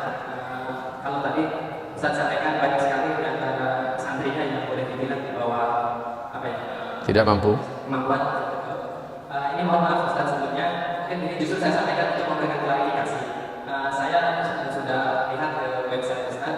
Kalau melihat ke situ, mungkin orang sekilas melihatnya untuk masuk aja di situ ada pendaftaran dan untuk ada biaya bulanan dan lain-lain lah dengan nilai inah. Mohon klarifikasi Ustaz antara yang biaya tersebut dengan Biaya ini wajib. Biaya itu kita tetapkan, Pak. Nanti anak-anak yang masuk, orang tuanya banyak mengajukan ketidakmampuan, tapi anaknya memenuhi syarat untuk bisa belajar bersama kita. Ketika anaknya memenuhi syarat dan lulus, maka anak ini tanggung jawab kami mencarikan orang tua asuhnya. Begitu, Pak. Ya, kami carikan orang tua asuhnya. Dan alhamdulillah untuk 1 tahun kemarin, Pak, untuk yang putra kami dapatkan orang tua asuhnya semua. Alhamdulillah. Untuk yang putra 1 tahun kemarin. Untuk tahun sekarang kami belum bisa menjamin apa-apa. Kepada orang tua kami katakan dari awal, kita dapatkan orang tua asuh untuk seluruh anak-anak Bapak Ibu. Alhamdulillah untuk 1 tahun ini aman. Tapi saya tidak menjamin untuk tahun yang akan datang. Itu kami sampaikan. Tapi apabila kami masih bisa melanjutkan kerjasama dengan orang tua asuh ini, maka anak Bapak Ibu masih terus belajar dengan kita. Kalau tidak, kami berharap Bapak Ibu bisa berpikir bagaimana baiknya. Nah, ketika kita belum bisa memperbarui kontrak orang tua asuh dengan para orang tua ini, karena ada beberapa orang tua asuh yang mengundurkan diri, seperti di Australia ada 2 orang tua asuh mengundurkan diri dengan alasan anak saya udah mulai masuk kuliah Pak Ustadz, yang ini udah masuk tingkat SMA, jadi saya akan fokus pada anak-anak saya dulu untuk tahun ini saja. Terima kasih Pak Ustadz sudah bukakan peluang amal soleh untuk kami. Ini Bapak Agus yang dari Australia, contoh ya. Nah yang seperti ini tentu dia kehilangan orang tua asuhnya. Nah, kami ditugaskan untuk mencari yang lain. Kalau dapat berarti dia bisa terus belajar. Kenapa demikian Pak? Biaya yang 1 dinar per bulan itu dirinci satu persatu, kembalinya 100% pada tuh anak. Kembali 100% kepada dia. Tidak ada satupun yang untuk gaji guru. Gaji guru kita carikan dari sumber yang lain. Gaji para ustadz. Karena belum adanya sumber orang tua asuh yang pasti untuk tahun ini, sampai-sampai yang saya katakan 3 kakak beradik, yang kami katakan kami belum bisa menjamin, anak-anak ibu cuma 2 yang berhak untuk masuk. Yang 1 memang kemampuannya agak sedikit kurang. Yang 2 ini berhak sangat untuk bergabung dan belajar di madrasah mulazamah kita. Tapi minta maaf, kami tidak bisa membeasiswainya. Karena anaknya cukup berprestasi di tes, kami berikan kepadanya beasiswa 50%. Dalam artian, kita carikan orang tua asuh yang bisa membiayai setengah daripada itu. Ya, setengah daripada itu. Sang ibu ini berkata, mohon terima anak saya tidak mau anak saya belajar di tempat yang lain, saya mau anak saya di sini, saya akan carikan bagaimanapun caranya. Lalu ibu itu mengekspos keberadaannya di dunia FB, ya, mengekspos beginilah keadaan kami, beginilah di rumah kami. Betul-betul kami survei apa yang diekspos di media itu, ternyata kami temukan memang rumahnya di kandang ayam bekas. Kami kaget Pak, ya, ternyata ibu tidak main-main. Dan dia tidak punya suami. Dia tidak punya suami, anaknya 4 orang yang harus dinafkahinya. Subhanallah. Oleh karena itu, kami sekarang punya tekad penuh di hati saya, bagaimanapun ketiga-tiganya kita terima. Biayanya tetap segitu, Pak. Tapi biaya inilah yang kita sandarkan kepada orang tua asuh. Dan orang tua ini wajib memasukkan surat tidak mampu ke pihak kita. Dengan itu kita tunjukkan pada orang tua asuh. Nih, dari orang tuanya menandakan tidak sanggup. Paham apa? Jadi itu tetap prosedur resminya tetap kita jalankan. Ya. Bagus pertanyaan yang tadi barusan ini bagus. Kalau enggak akan ada suudzon, akan ada buruk sangka. Silakan, Pak. Yang singkat terkait fitnah-fitnah di pemerintah apa jangan sekarang? Sudah, Pak, ini akhir zaman periode keempat. Fitnah-fitnah dibuat pemerintah bukan hanya di Indonesia, seluruh dunia. Bahkan ke depan lebih berat daripada fitnah ini, Pak. Jalani aja dengan sabar. Kuatkan saja diri kita, basic pertahanan kita. Rapatkan hubungan kita dengan Allah. Apa yang dibuat oleh pemerintah itu urusan mereka dengan Allah SWT. Kita cukup sekedar menasihati, menegur dan mendoakan. Titik. Jangan ributkan pemerintah. Saran saya, doakan mereka. Kalau bisa dinasihati dengan cara-cara yang sopan, dengan cara yang baik, nasihati. Karena Musa diutus pada Fir'aun, apa firman Allah? Idhaba ila Fir'aun innahu tagha. Pergilah kalian berdua, hai Musa dan Harun, kepada Fir'aun. Sesungguhnya dia sudah melampaui batas. Wa qula lahu qawlan layyina. Katakanlah oleh kalian kedua dalam menasihatinya dengan perkataan yang sopan, perkataan yang baik. Jadi kalau menasihati penguasa, jangan caci maki mereka dengan sumpah serapah. Jangan kutuk mereka, karena ini berdampak buruk kembali kepada kita. Ya, sudah. Sekali lagi dengan pemerintah gimana? Ini fase keempat. Fase keempat ini adalah fase fitnah. Makin ke depan itu makin jelek yang kita hadapi, Pak. Bukan hanya di Indonesia, tapi seluruh dunia. Yang penting bagi kita, perbaikan positif apa yang paling jelas yang bisa kita buat untuk diri kita dan untuk keluarga kita. Titik. Saya rasa itu cukup ya. Silakan. Waalaikumsalam. Pertanyaan saya, itu salah satu ibu dari yang masuk surga terlebih dahulu adalah ibu yang meninggal Melahirkan. Nah, jika si ibu itu hamil akibat dari bayi insiden, apakah masuk kategori ini? Apakah dia masuk kategori ini? Eksidennya diperkosa atau dia berzina? Ya, berzina. Itu yang kedua, kan ada beberapa juga yang meninggal termasuk tulisan itu kalau dia tenggelam. Nah, cuman kan nggak ada naik pesawat kan? Kalau naik pesawat jatuh, masuknya di mana? Oh, betul, bagus, terima kasih. Ini yang saya lupa. Terima kasih. Ada yang sampai ketiga. 5 pun boleh, jangan ketiga. Ya. Jadi jika ada orang tua yang memang melihat bahwa potensi anaknya itu bagus dan bisa untuk menjadi seorang ulama, lalu dia berniat menjadikan anaknya sebagai ulama, apakah biaya yang dikeluarkan untuk anaknya ini masuk kategori sedekah atau dia masuk kategori infak? Masya Allah ini. Mahal ini pertanyaan yang ketiga nih, Pak. Ketahuilah, harta yang dikeluarkannya adalah infak fisabilillah. Di dalamnya juga ada sedekah. Ada sedekah yang nilainya jariyah. Dan ada lagi kandungan di belakangnya waladun saleh yad'u lahu, multiple itu, Pak. Sempurna. Harusnya orang tua tuh kayak gitu. Mana yang pintar anaknya ditekadkan menjadi anak untuk perjuangan agama Allah. Ini enggak, mana yang pintar anaknya disekolahkan ke sekolah umum, sampai ke luar negeri dibiayai, sementara akan menjadi orang dunia, pengais bangkai dunia. Sementara anaknya yang agak bodoh, yang agak degil, yang agak nakal, baru masukkan pesantren. Iya kan? Infak fisabilillah, sedekah jariyah, proses mencetak waladun saleh yad'u lahu, sempurna. Bagaimana dengan orang yang jatuh? Bagus, ada hadisnya, setiap yang meninggal dunia karena hantaman, masuk di situ, jatuh karena tabrakan, ya, dia masuk, kan jatuh-jatuh setinggi apapun kan menghantam bumi juga akhirnya kan, syahid. Yang ketiga, dia meninggalnya karena hamil, karena melahirkan, tapi hamilnya karena eksiden. Apabila ia tidak taubat daripada zinanya itu sampai dia hamil, lalu dia mati, saya tidak mampu menjawab urusannya dengan Allah. Tapi ketika dia sudah melakukan itu dan dia nasuha kepada Allah, meninggal dunia karena melahirkan, dia syahid. Ya. Sudah. Mana? Ustadz, Ustadz, anakku perempuan pergi kuliah ke Turki. Bolehkah saya izinkan? Saya sudah tidak punya suami. Saya tidak punya suami. Kuliah garis miring pesantren di Turki. Anak saya perempuan yang satunya kuliah kos di Jogja. Ini saya tidak ridho karena kos tidak ada yang menjaganya. Bagaimana ini, Ustadz? Jadi pertanyaannya, anaknya perempuan disekolahkan jauh-jauh, yang ke Turki, yang ke Turki nggak ada muhram, tetapi ada pesantren tempat yang aman menjaganya. Yang ke Jogja kos-kosan biasa, sementara pergaulan di Jogja itu sangat liar. Pergaulan di Jogja itu apalagi anak kos-kosan sangat berisiko tinggi, sementara anaknya perempuan. Jawabannya, berdosa besar setiap orang tua yang menyekolahkan anak gadisnya jauh-jauh tanpa muhram. Dosanya besar. Jika anaknya berbuat dosa di sana, dia pun mengalirkan dosa itu kepada orang tuanya. Kita diam-diam di rumah, sementara dosa mengalir terus pada kita karena anak pacaran sana sini, berzina sana sini. Rata-rata apa? Perjalanan safar jauh, anak gadis kita rentan untuk dipacari orang, untuk dizinai orang, ya. Apalagi zaman sekarang. Anak gadis itu, saran saya, kuatkan agamanya dari kecil, kuatkan akidahnya. Nanti umur 16-17 tahun, sesuai dengan sunnah Rasulullah, para sahabat, tabi'in, generasi salafus saleh menikah di usia 16-17 tahun. Anak gadis kita. Itu yang benar. Dapatkan suami yang soleh, yang bertanggung jawab, yang berilmu, jadikan dia sebagai calon ibunya para ulama. Kuliah-kuliah itu Pak, minta maaf, ini akhir zaman ya, akhir zaman. Benar-benar pergaulan liar sekarang ini kaum muslimin. Apalagi di tempat yang tidak ada amannya. Ke Turki bagaimana Ustaz, ada asramanya? Dasarnya hadis tetap tidak halal bagi wanita yang beriman melakukan safar lebih dari 3 hari 3 malam tanpa mahram. Maknanya tidak halal berarti haram, dosa besar. Kalau mau sekolahkan jauh juga harus ada abangnya atau adiknya yang dampingi di sana. Atau pindah kita sekeluarga ke situ. Ya. Jadi kalau bertanya kepada saya, Bapak Ibu yang kami muliakan, sebenarnya saya lupa tadi.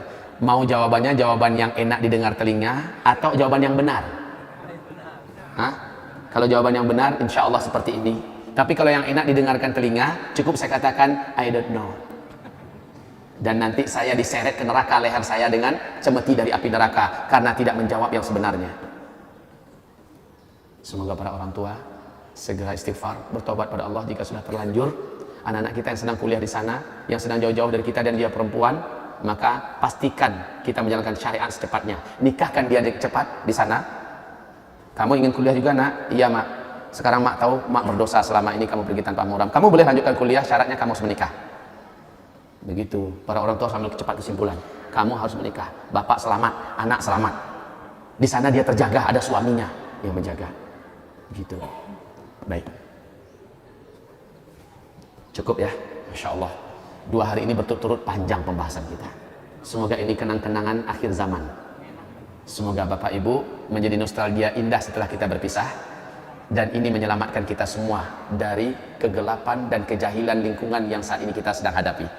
Mari istighfar kepada Allah Subhanahu wa taala. Astaghfirullah, astaghfirullah, astaghfirullah. A'udzu billahi minasyaitonir rajim. Bismillahirrahmanirrahim. Wal 'asr innal insana lafi khusr illa alladhina amanu wa 'amilus shalihat wa tawasaw bil haqq wa tawasaw bis sabr. Allahumma irhamna bil Qur'an. Mari kita tutup dengan kafaratul majlis. Subhanakallahumma wa bihamdika asyhadu an la ilaha illa anta astaghfiruka wa atubu ilaik. Assalamualaikum warahmatullahi wabarakatuh.